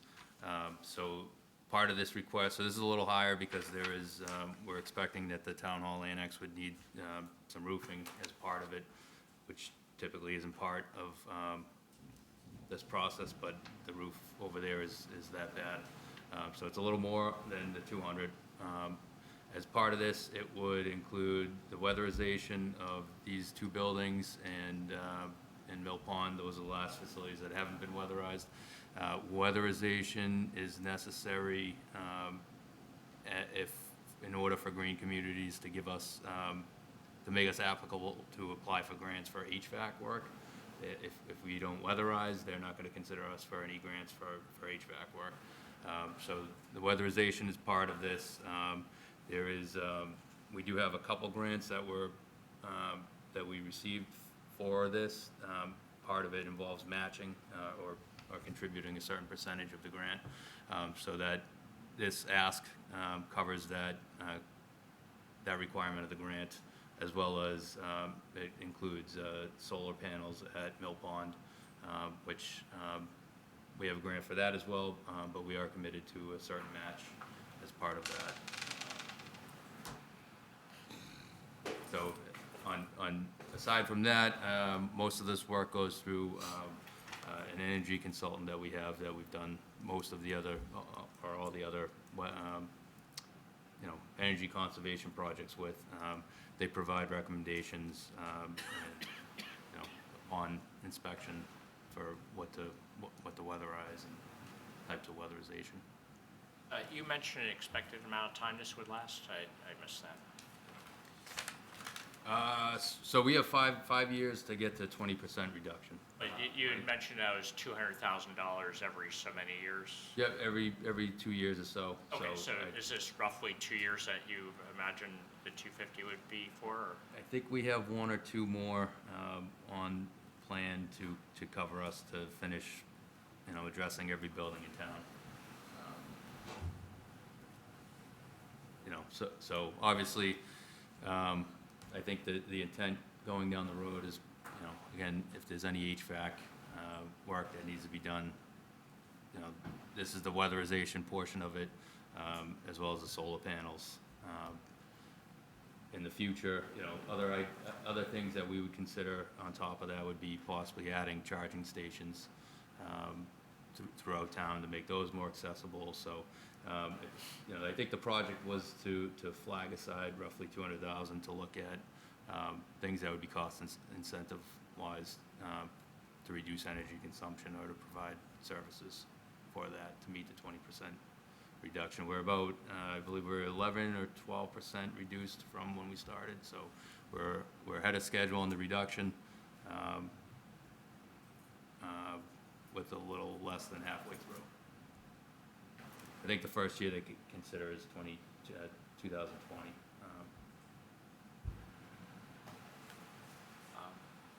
And I promised this the last time, I'll say this tonight, but this is the other warrant article where I looked and it seemed like a very large amount of money with this small amount of explanation. The explanation you just gave now, it was good to see. I think with the, for instance, on the money going towards the water projects, there's a whole list of here's all the pipes we want to replace and a rough idea what things might cost. Here we have a really strong sentence of 10 different things that might happen with not unclear what the priorities are and any idea of what a particular project might cost. And so that's my concern. This one's $250,000, so it's an even larger amount of money, even less detail it seems. Yes, Brad. So to that point, so again, so the 250, so essentially you've got the large scale project, you've got a large checklist of what you want to accomplish by a fixed date, and you have roughly costed that out, and so you're going to do a certain percentage of that for a certain percentage of it. So that's essentially where the 250 is coming from. Yeah. I mean, so the extra 50,000 is what we expect would be for the roof that we don't typically do roofs as part of this, the energy efficiency, but that one is so bad that it needs to be done, and to create a weather-tight structure. Again, the rest of the money would be for the solar panel project and the weatherization of the three different facilities. So do you have the document on do you have the spec for the full project, or is that anything that you could share? Do you have on hand, and could you share that with town meeting? I don't know if there's anything specific. I think part of the process is, like I said, the energy consultant that we use comes in and kind of does a design, similar to when you have like Mass Save or somebody come out. Again, they don't really, in order to avoid design plans and all the unnecessary costs involved with specs and plans, they come out and they'll work with us to have whatever weatherization items need to be addressed. Okay. So it's, I think part of it is that, it's kind of, I think of it more of like a consultant, almost like a design project. It's kind of design bid. It's not like the items, the weatherization is less, I think, the cost item than the design. All right. Meg? Thank you. I agree. I'd like to see a list of priorities, projects, where these solar arrays could potentially go. It just seems like there isn't enough information to understand, how this money is being spent and whether or not we're doing it in the best way possible for the town. It sounds like you might even have a checklist already of projects with, like the roof you're saying is 50K and so on. I think even just a very vague checklist with extremely rough pricing would go a long way beyond we'll spend it until we use it all up, for me. But Chris? I think also this could be like a celebration point at town meeting. I mean, if we're ahead of schedule, we're following through with a plan, this is good news that we're bringing to the town, something that I'll admit I wasn't as aware of. So there's a celebration point here. But when I'm looking at this, I'd also like to know, so if we put the solar panels on the annex, what percentage is that going to bring us towards our goal? So if we're at 11 or 12%, is that 0.5% or is that 1.5% more? And I think that also then helps people prioritize where we are on that. And I think that will also help at town meeting as well. When people are looking how we're spending the money and the payoff that we're getting, because when we reduce energy consumption, we're then reducing the costs long-term as well. And so this is the money that some voters really do want us to spend, not just for the environmental impact, but for the reduction of costs long-term. Because we don't have a lot of things that we can reduce costs long-term, and if we're reducing our reliance on fossil fuels and using more renewables, the hope is that we'll reduce costs. So I agree with wanting the more information as well. Meg? Have you guys considered doing solar panels on the annex roof? From my experience in having solar panels on my house, replacing the roof is the best time to add solar panels. Have you guys looked at that, or? So one of the projects that is downrange is we had looked into upgrading the HVAC. These buildings are old HVAC wise. That's initial costs are like $5 million. The units for the HVAC units are in the roof, so they actually need to. So not the whole roof on the annex is being done. The shingle portion around the outside is being done. The flat section on top is not being touched. That would need to, as part of the future HVAC project, in order to get the units out of the attic, would have to demolish that. So if we were to look at solar panels for that, I definitely think we would hold off until hopefully we can upgrade the HVAC. And obviously, with proposing to do the shingle portion of the roof now, we made sure that, obviously that wouldn't have to be ripped out for that future HVAC project, which everything is supposed to be coming out of the flat portion. So the solar panels, but just to clarify those, the grant that we receive for that would be going at Mill Pond, at the water treatment plant.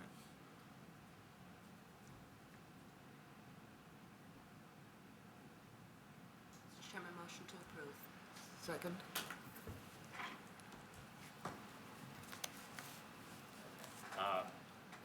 I'll just ask the general question, are people comfortable voting on this now, or? May I? So, we've done this actually before. So, for example, we went in and upgraded all the controls for heating and ventilation, I think in the library. But we did a lot of control updates, and we got systems to not generate heat where they didn't need to, and to run the right amount of time, and that sort of thing. So just from the control systems point of view, we got significant savings. And it's gotta be something like that that you're tackling this time. So weatherizing is stopping, you know, cold air from coming in, cool air from getting out in the summer, that sort of thing. But we don't have a good feel for what the item, what the categories even are, and in which building. So it's this building and the town hall, is that what In you're the telling treatment us? Right, so see, that's what's missing. We don't have a piece of paper that says, in these 1, 2, or 3 buildings, we're gonna tackle controls, we're gonna tackle windows and weather stripping, whatever it is you're gonna do, and that the expected cost of that plus the roof would be covered by this $200,000, and the savings is expected to be, get us another 5% toward our goal or something. That's what's missing. I wanna vote for this, but I agree, I feel like, you know, we're responsible for what we vote for, because town meeting's gonna then say, well, now that you've rubber stamped this, what the hell is it? And we're gonna say, well, you see the problem? Yep. Yeah, I mean, I will say the So- controls will be more But geared towards the we need you HVAC. to put this on paper.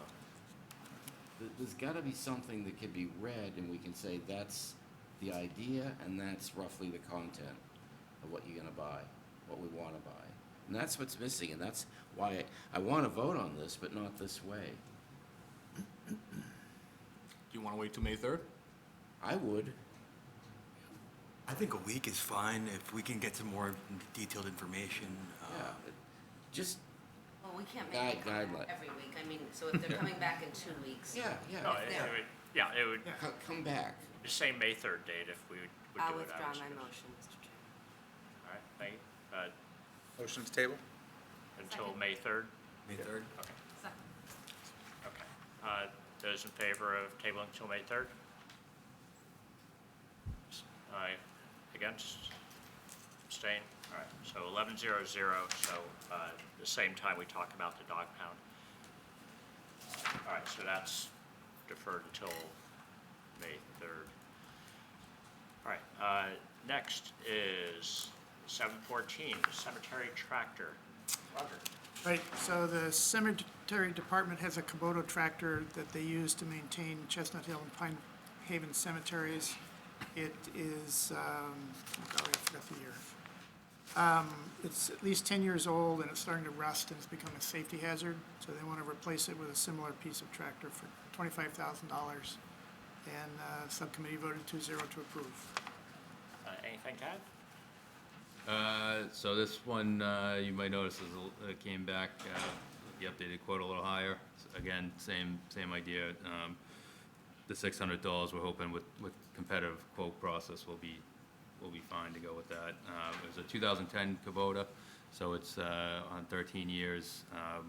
Our central maintenance has been doing as much welding repairs as they can on it to keep it going, but it's no longer. What they use it for anyone that's not familiar, is it's a lightweight piece, so it kind of looks like a golf cart on steroids, flatbed on the back, but it's versatile, so it can get around headstones and whatnot in the cemetery, and but it's light enough to not cause any lawn damage that would, you know, a large excavator or truck might leave. That's all I think all I got. Okay. Any questions on the tractor? Just procedure. The reason we vote on this is because it's over the $20,000, is that correct, if I remember correctly? For Well, Warren? that's why it's a capital article as opposed to in the budget, Yep. yes. Okay, thank you. Motion to approve. Second? Okay. This is Article 714, cemetery tractor for $25,000. Those in favor? Opposed? Abstained? All right, that passes 11:00. Next is Article 715, recreation buildings demo. All right, so we get to demolish another building. So up on Overlook Park, there are two buildings that are previously used by recreation maintenance, and except for the temporary dog pound, the recreation maintenance function has been moved to Great Meadow Road, to the new facility over there, and they're very happy. But the building it's structurally unsound and may have some hazardous materials to be remediated when they demolish it, but it needs to go. For $200,000, subcommittee voted 2-0 to approve. Would you like to add to that? No, that's pretty much it. Similar reason to the Carpenter House. The longer we wait, the more liability and more cost. There's rodent issues, so that's another thing I didn't mention with the Carpenter House, but, you know, by leaving vacant buildings there, then you have to deal with rodents as well. But there's I believe there is some asbestos in one of the buildings there, similar to Carpenter House. Questions on Devon? Frank? Thank you, Mr. Chairman. Just to clarify, so when you initially drive into Overlook, kind of in front of you is a set of garages, and then to your left are like sheds or barns that are down on the side? Are we talking just the garages? Yeah, so if you come in, the building on the right, that, I believe has like metal roofing, it's got a fenced-in area. So that building would be one of the buildings that would come down, and then when you pull in, there's a small one kind of right in the middle that, is kind of like in an island, But to your left, there's like sheds or almost like barn shed storage, that's all staying? That's all staying for now. I think those are still being used for storage. I see.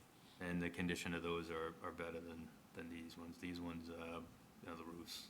All right, and so this isn't part of any kind of a plan of where we're actually trying to get to with Overlook. It's just to take care of a structure that's not used and is dilapidated. Is that the idea? Yeah, the roofs are falling in. What I'm Well- thinking, I don't mean, but see, what I'm thinking is if, I don't know how important the storage is over to the left there, but if you were bringing in a demo company and you demoed everything you're gonna demo within the next 2 or 3 years, now would be the time to do it. I don't know how important that storage is, given the facilities that we just built. Has that been even considered? Yeah, I mean, I believe Rec still uses that as storage. I don't know that would take it down at this time. I mean, it is something we discussed. The other building that's up there, you know, the Playhouse. Right. Is being used as well. Right. Which One is- thing, This is the Playhouse. one thing along with this item, I guess perhaps we should maybe postpone this as well, because it does have the Dog current pound. dog pound. So, this is kind of contingent on the other item. Shanties down. Well, that's an interesting Yeah, glitch. So rec does need that. The storage? Storage to the left, and I noticed that there are at least 3 large containers that are presumably used for storage up on Overlook Park. So Okay. I think we do have quite a few storage needs. All right, so we'll separate that out. I was just trying to see if there could have been some benefit to demoing everything that's gonna be demoed up there in the near future. But we do have this problem of if we get hung up on the new dog pound, we Oh, can't. sorry. But let me just say Did this. I have the floor or see no not? Sorry. I see no reason we can't vote for this and approve it. Okay. And they would have the common sense to not take it down if they didn't have a dog facility. Yes. I think we could. That's what I was going to say next, Frank. So I have no trouble Yes. voting for this. Did you want to finish what your thought was there? You finished it for me. Fantastic. I bet it took more words. You though. interrupted me. It did take more words. Roger gets credit for it. Absolutely. I don't need credit. We just have to keep making progress. Okay. Other comments or questions?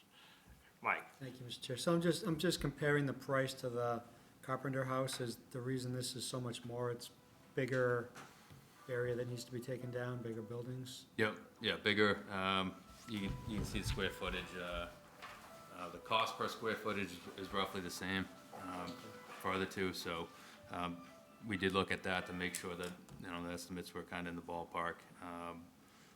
Probably a little more asbestos abatement,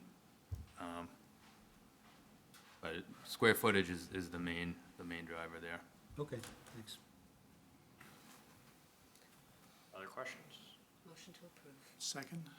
Thank you. All right, this is Article 715, rec buildings demo, for $200,000. Those in favor, raise your hand. Opposed? Abstained? 1100 passes. Next is Article 716, the West School and Museum repairs. Roger. The title almost says it all. So this is another item proposed by the administration to do maintenance on these two historic properties for $100,000. The West School has a cupola that apparently there's some rot and the building needs to be painted, so they're gonna do, and there may be some lead remediation that needs to be done as part of that maintenance. And also similarly for the museum, with next year being an anniversary of the town, it seems like a good time to bring a couple of properties up to look good.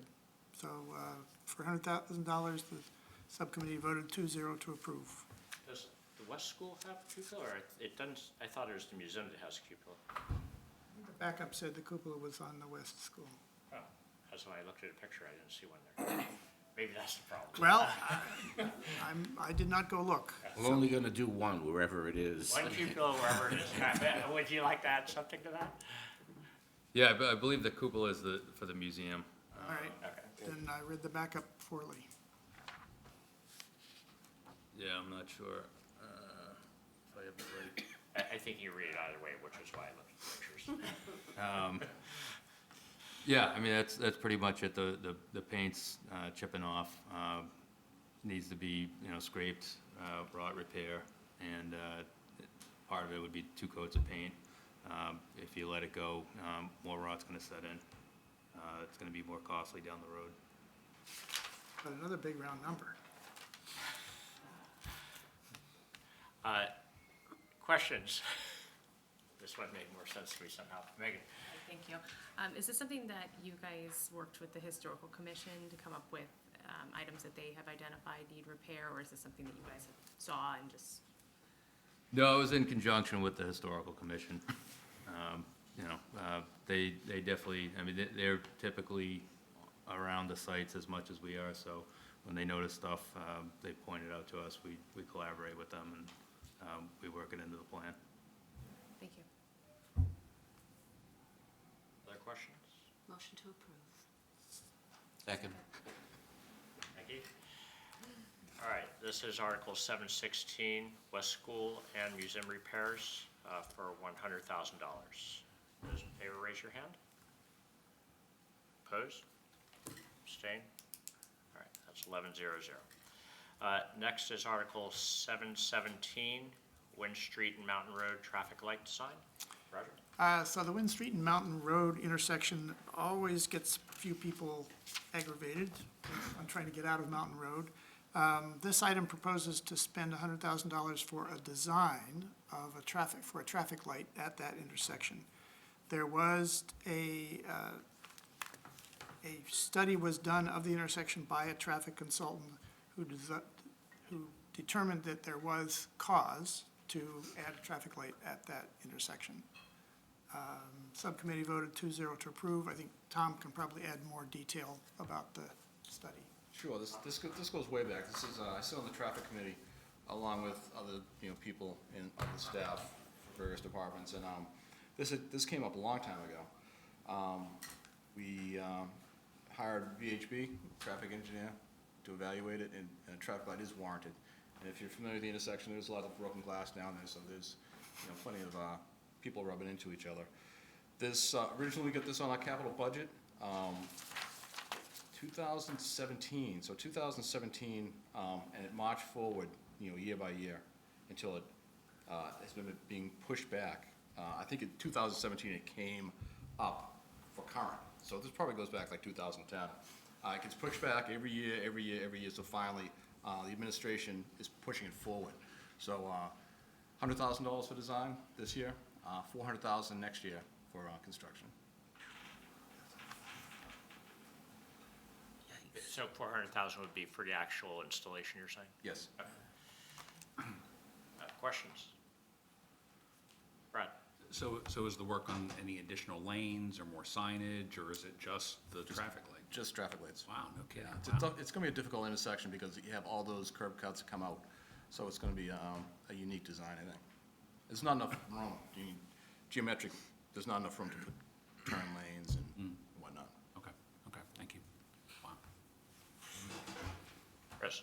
Somebody who regularly commutes through there, I could not agree more, but I just would be interested to have, there's been any communication with the businesses there and what their feelings are, and my other thought would be, I'm sure when they do this, they'll actually think about when there is a funeral that's there and how that can back up traffic in the area, but how do the businesses feel about having a light put in there?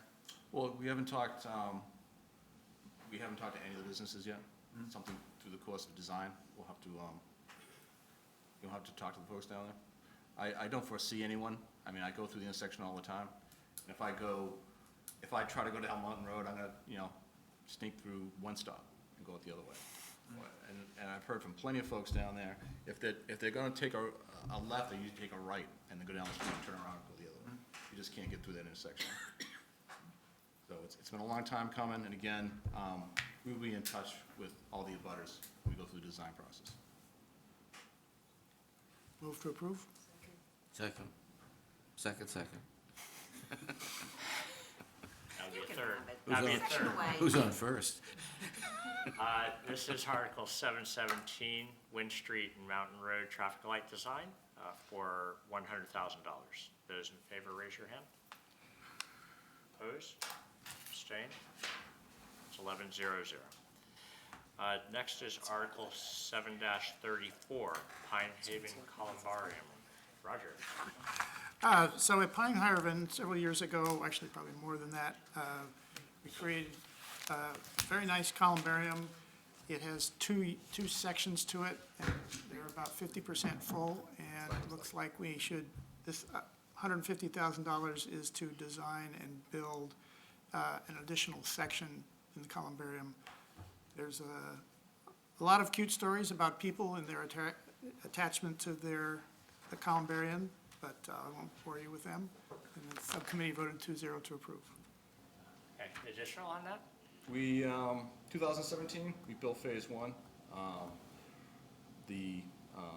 So it came in $193,000. We got 192, so roughly, it's $1,000 per niche. That's the basis of the cost for construction of this Unit C. It's for a new unit, which will be 128 niches, plus some ground improvements. So the estimate was, we rounded it off to 150,000.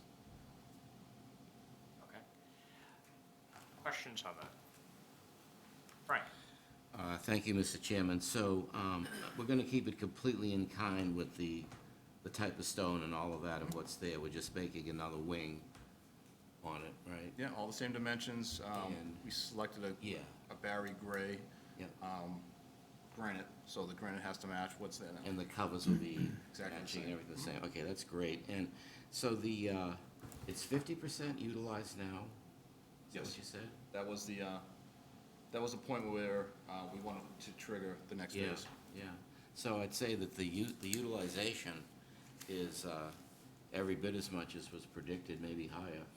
So that's good. So thank you. Okay. Move to approve? Second. Okay, just had a question on that. I just want to see if my math makes sense here. It was 192 in phase one in 2017. It's 50% reserved, so that's a little less than 106-ish years. So that means we're going through about 16 a year. Does that sound about right? Yep. So, and we imagine that's kind of the going rate going forward. Okay. All right, this is Article 734, Pine Haven Columbarium, for $150,000. Those in favor, raise your hand. Opposed? Abstained? That's 11-0-0. Okay, Article 735, Pine Haven Roof. Roger. All right, so $55,000 to do repairs and replacement of the Pine Haven Chapel. It was originally new in 1986, and it's time to replace the roof. If you haven't been inside, it's really pretty. Anyway, subcommittee voted 2-0 to approve. Additional on that? Yep, so original roof since '96.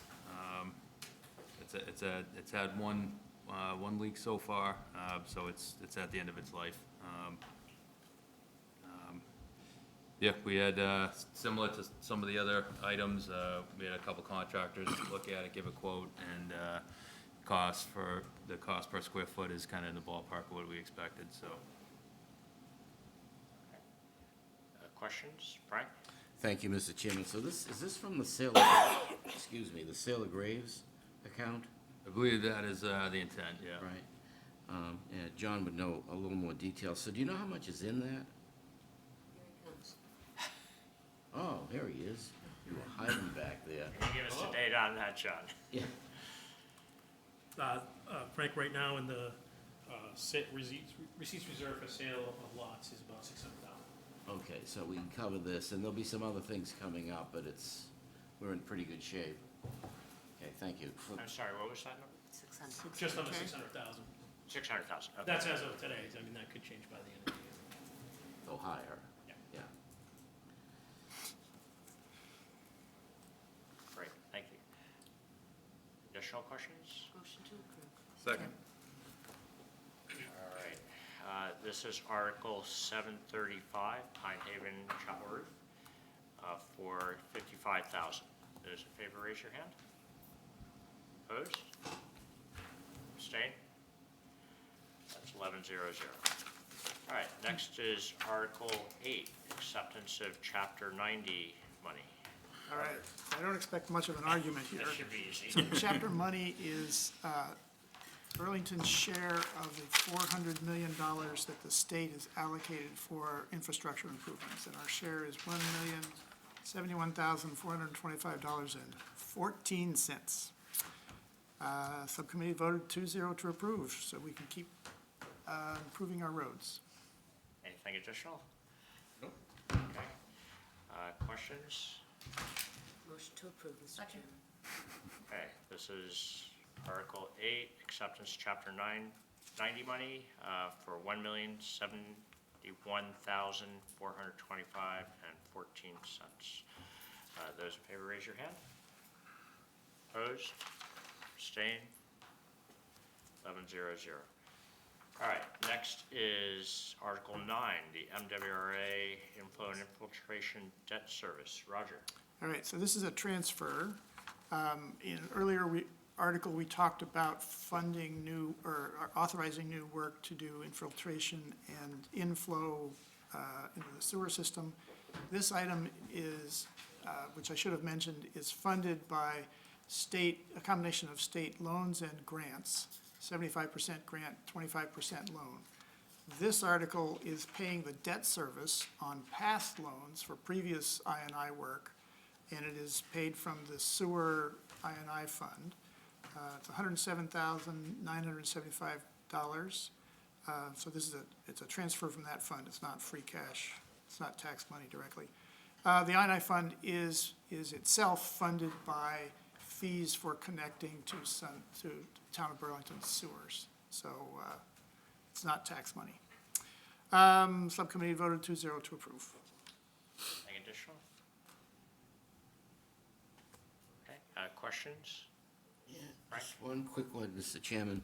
So the receipts that we get from water and sewer, the sewer money does not go into this fund at all?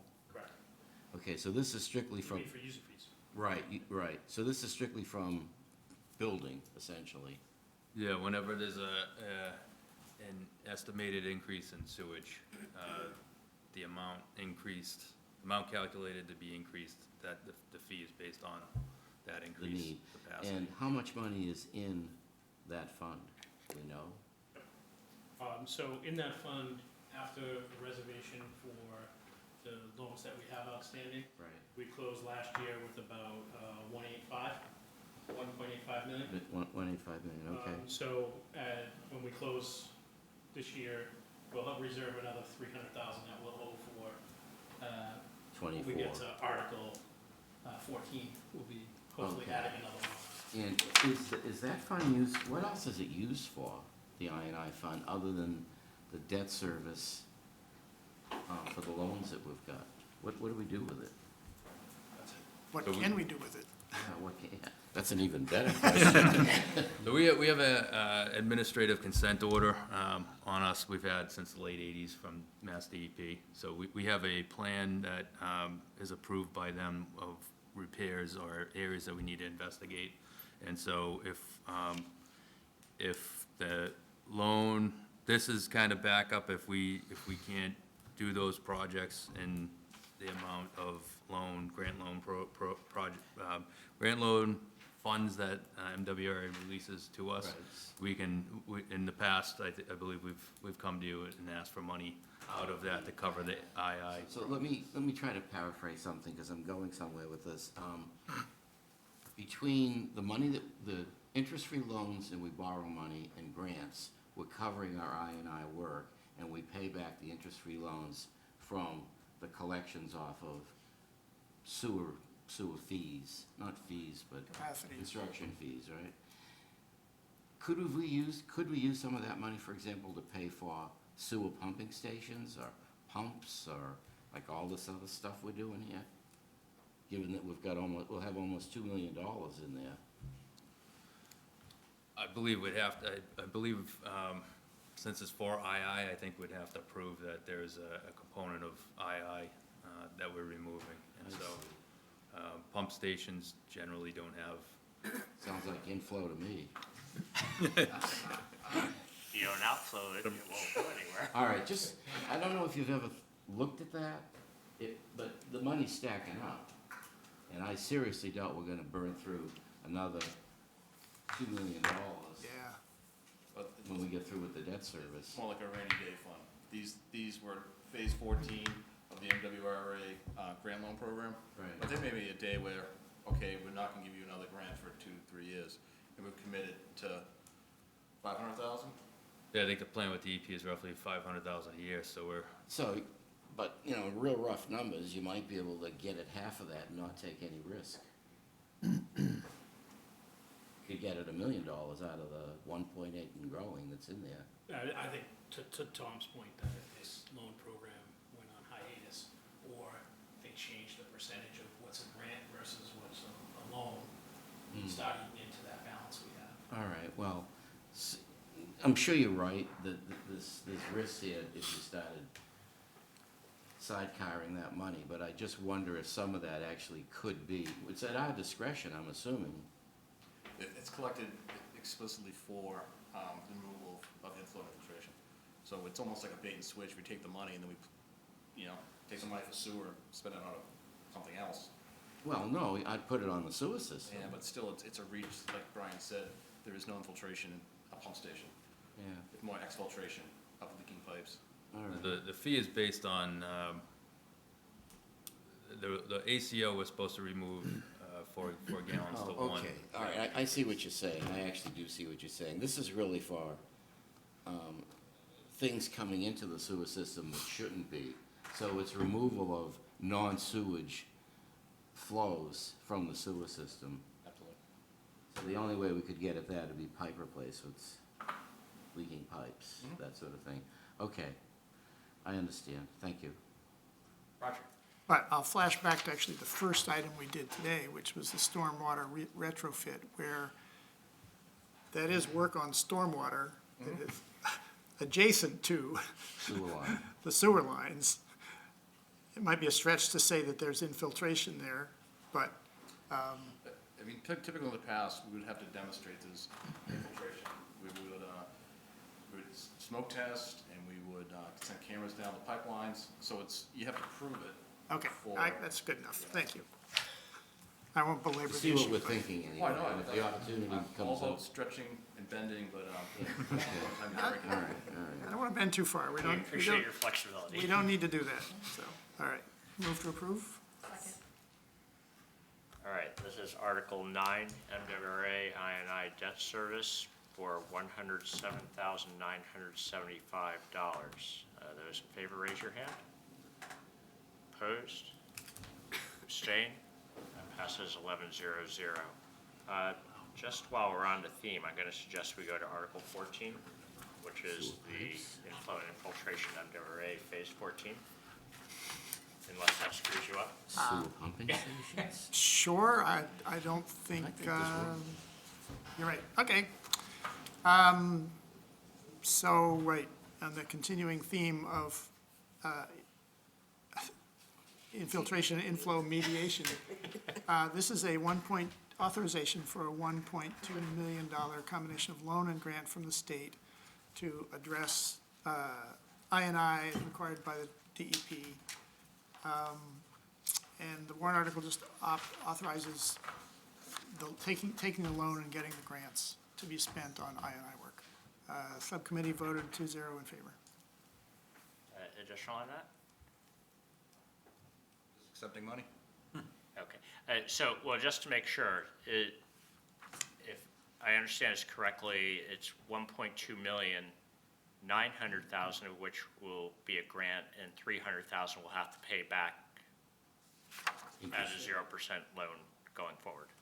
So if you went back to the memo for Article 9, you'll see that the bottom loan listed is for $30,000, payment 1 of 10. Right, That's for that payment. right. This is going to show up in a future Article 9 as an additional Right. loan to pay back. Okay, great. Questions?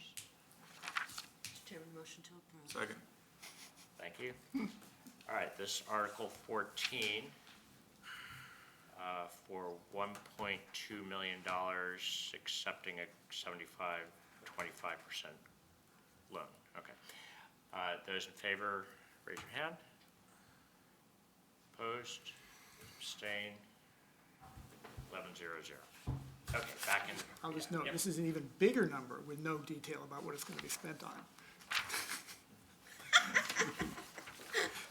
Back to item 11. I don't have to complain about everything, Roger. I think Yeah, yeah. we're always happy to get rid of It sewage. is 3 minutes to 9, by the way. All right, No, it's so okay, we got three more items plus minutes, so. getting back in order here, Article 10, the Sewer Enterprise Fund, Roger. All right, here, it's okay. So the Sewer Enterprise Fund, this is a transfer from the Sewer Enterprise Fund, authorization to spend the Sewer Enterprise funds to pay the MWRA to take our sewage.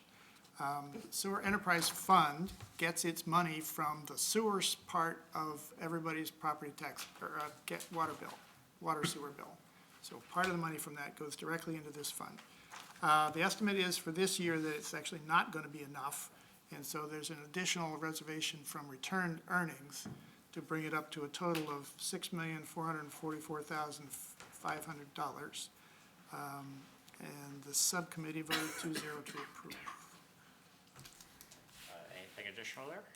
Yeah, I'll just add one thing. So when you have an enterprise fund, which in town we have two, we have a sewer enterprise fund and we have a cable enterprise fund. Ours, luckily for us, are very simple. They can be pretty complicated. Ours aren't. When you have an enterprise fund, the retained earnings is like free cash for the general fund. So in that fund, it's treated all by itself. At the end of the year, they see what's your balance, what do you have reservations for, and now this is what your retained earnings is that you're carrying into the next year. And for the last couple of years, when we have appropriated the budget for the enterprise fund, we've earmarked some of that retained earnings to be used in case the sewer revenues don't cover the costs. We have, the last few years, reserved more than we've needed.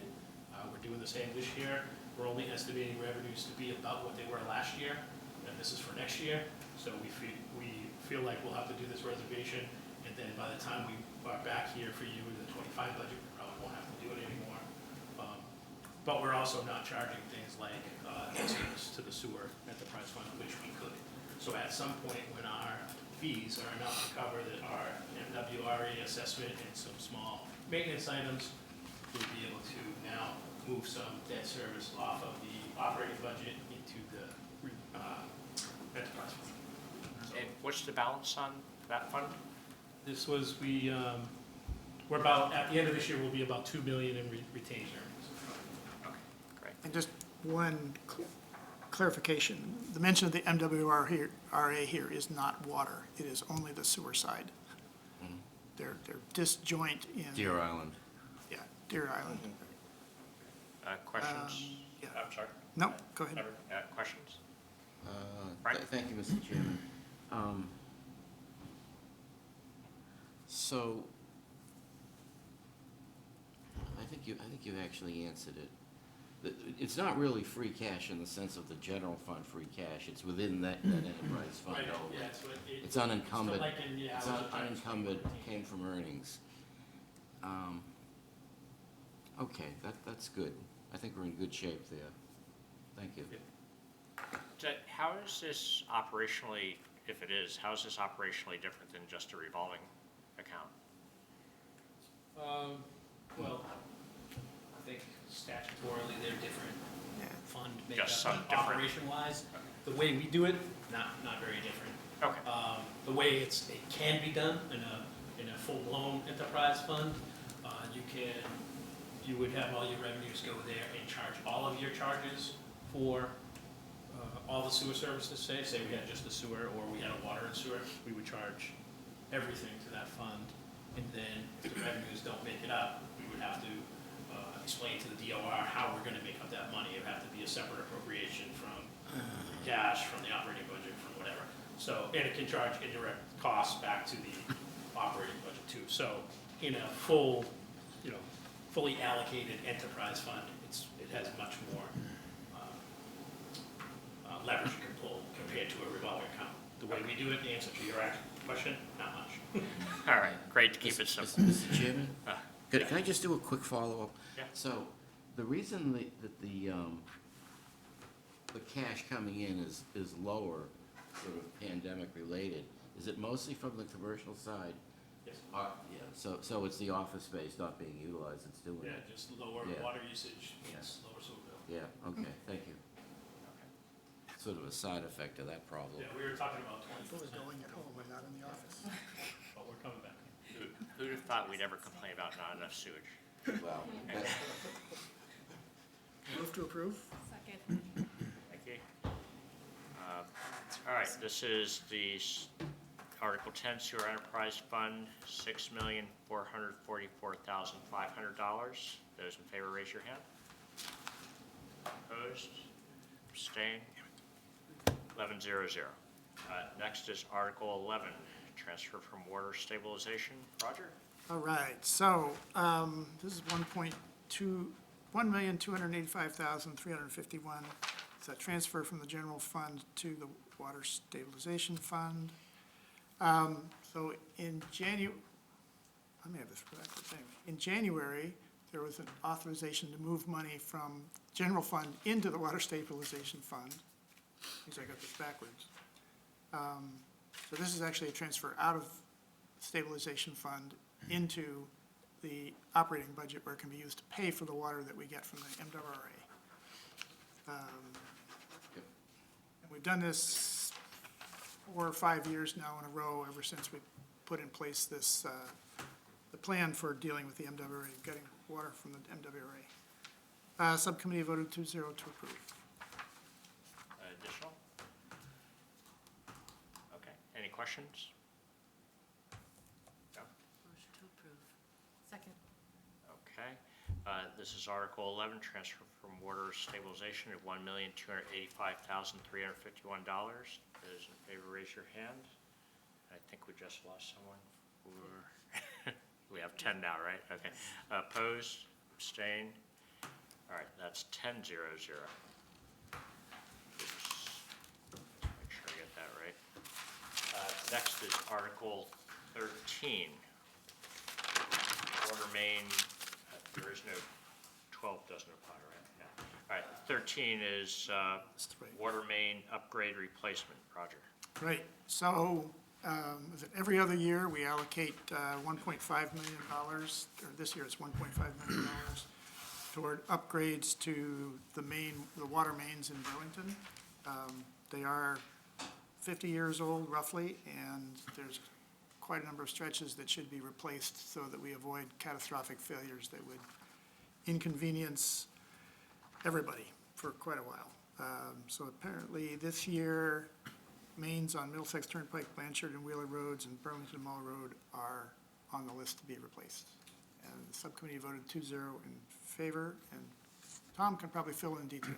Yeah, this is, what you see in front of you, the priority list is, those are probably the first 4 high priorities, in no particular order. We've been laying a pipe across Lexington for the last couple of years, so we wrapped that up this year. So not a lot of water work has happened in town, because that's been our main focus. So once all the dust settles from the Lexington connection, then we're gonna get back on track on doing upgrade work. So probably our first priority in terms of big main would be the Middlesex Turnpike.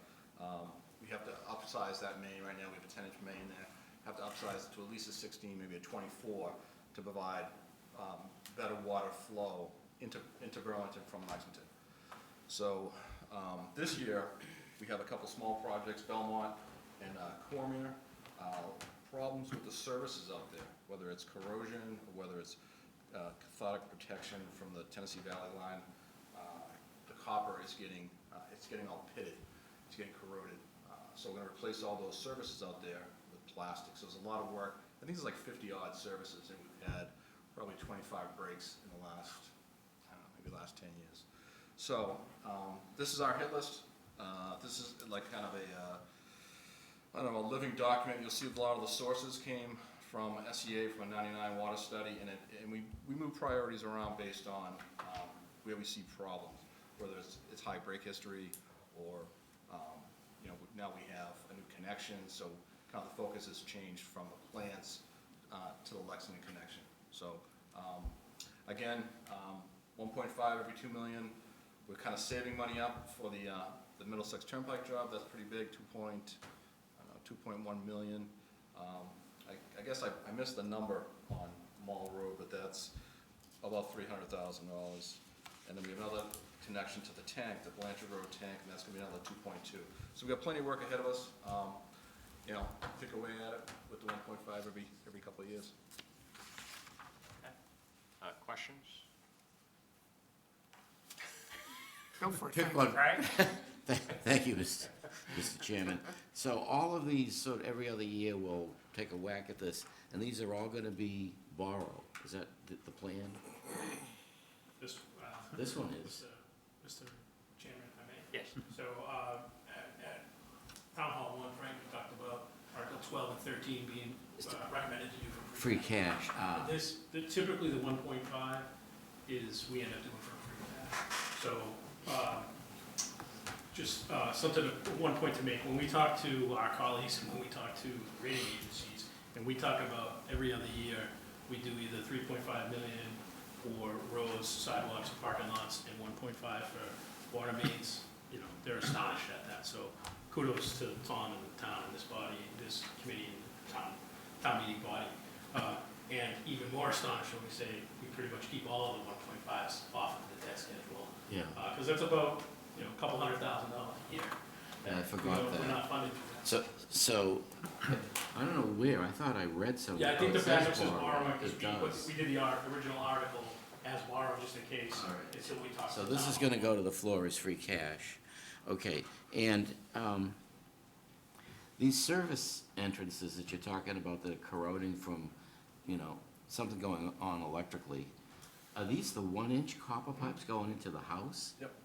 So that's gonna go right onto the property owner's property every time you fix one of those? We will go to the curb stop, and then the homeowner has to replace from the curb stop to their And house. are they required to do that? It's, some people have, some people have already had leaks. Other people, when it starts to go, they'll have to replace it. So do we think we really understand what's causing this? No, everyone has a theory. It could be just corrosive soils, because if you look at, we've mapped all the breaks, and I assumed like, it's gonna be, we've seen it before in certain places, it's usually 4 or 5 houses generally around where the Tennessee Valley line is, because they send a charge through it. Yeah. To prevent corrosion.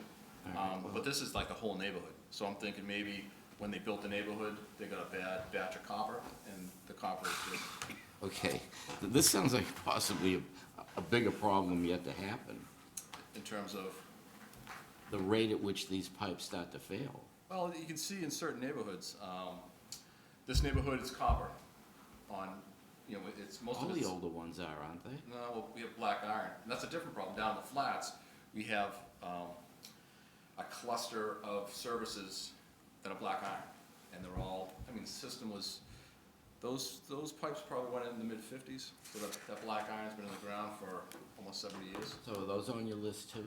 Those are a future project, yeah, we look at all the clusters. We've mapped everything. We have a pretty good mapping system, and the DPW now is using mobile GIS. So every time they have a problem, they map it, we know where it is. We see these clusters here and there. I'd love to go into this more, but this group probably doesn't want to. Let me drive to sort of the central issue of it all. It feels like, to me, we've gotten a little bit behind on, that the problem is growing a little faster than we're catching up to it. In terms of water problems? Yeah, leaks. I think we're doing pretty good. Leaks are leaks. It's just, its system was, system was originally put in 54 and expanded over the course of when Burlington expanded. So a lot of the pipes in the ground are approaching 70 years old. But of the 100, I think it's 130 miles of pipe in the ground, since probably the 70s and 80s, 30 miles have been upgraded and replaced. So out of all that pipe, 50 years old on ductile iron pipe is not hard. Okay. And the breaks that we've been experiencing lately, major breaks, you don't think the frequency of those is abnormal? We see breaks all the time. Every winter, ground freezes, it thaws. I know how they happen. Service goes, a pipe cracks. All right, so you're pretty comfortable that we're not in a falling behind zone. We track those, and then we, anything with a high break history, for instance, Sunnyside, we replaced the water main in Sunnyside just because they had a high break history. We try to tag it on with like paving. So if we're gonna pave a road, we know it has a problem, we'll replace the water main first. But the funding for that's gotta come out of this program, right? Yes. Okay, thank you. Just sort of related to that, you have a great list here of a bunch of projects, and it's about 17 million. Daunting. And so at, 750K a year, that suggests, it's gonna take 20 years to get through this list, and of course, you'll add more as time goes on. So you're comfortable with having a 20-year backlog that's about? Yeah, this is the reasonable. wish list. These are, aside from, like Middlesex Turnpike, we have to do that. And again, the administration is working on some other funding methods. But Belmont, Cormier, we have a problem there. Johnson Road really has to be upgraded. And a lot of the stuff here is looping and network reinforcement. That's why, if you look, a lot of the stuff came from 99, a lot of the recommendations, and they're tier 2, tier 3, which means they're nice things to do, and they can improve the system, but they're not critical to take care of. You'll never run out of work. Keeps us busy. Additional questions? Motion to approve? Second? All right, this is Article 13, water main upgrade and replacement for $1,500,000 Free cash. from free cash. Raise your hand if in favor. Opposed? Abstained? All right, that's 11-0-0. All right, if I'm not mistaken, I believe that is all the DPW articles. So thank you very much for being so patient with us. I appreciate it. Thank you. Thank you, It's Brian. great Thank to you, see Tom. We're back on the Thank you, third. Yeah, sorry about that. See you in a couple of weeks. All right. All right, we do have just a few more articles. I think we'll go quickly. Next one was warrant article renumbering. This was due to confusion over Articles 29 and 30 last week. John explained to me that fact they had been reordered, and that's why I was so confused. The good news is we voted on it the right way, so there's no need to worry about that. The BPS school operations budget, we're deferring until they come back with a number on that. We just got numbers on Essex and Minuteman school assessments. I've sent those to you earlier today. We'll wait until the school sub has a chance to discuss that. And then finally, there's the debt, principal, and interest, which we'll discuss, I believe, next week now with Town Hall 1. It looks like that's coming together. So we're not ready to discuss that right now. And Mr. Chairman, if Yes. needed, can you make the Tuesday morning Town Hall 1? Yes, I spoke with David about that Yeah, earlier. because we that may not have, he may not be able to make it, and Right, I'll right. be there if he is not. I'll entertain you for sure. I'm looking forward to that one so much. Then I'm sure there'll be much to be said. Finally, there's the approving the minutes from last week, April 12th. I didn't receive any comments on that. So could we have a motion on that, please? Thank you. All right, those in favor of approving the minutes from April 12th, raise your hand. And opposed and abstained. All right, so Mike and Cheyenne are abstained. Hold on a second here. Oh, that's in there.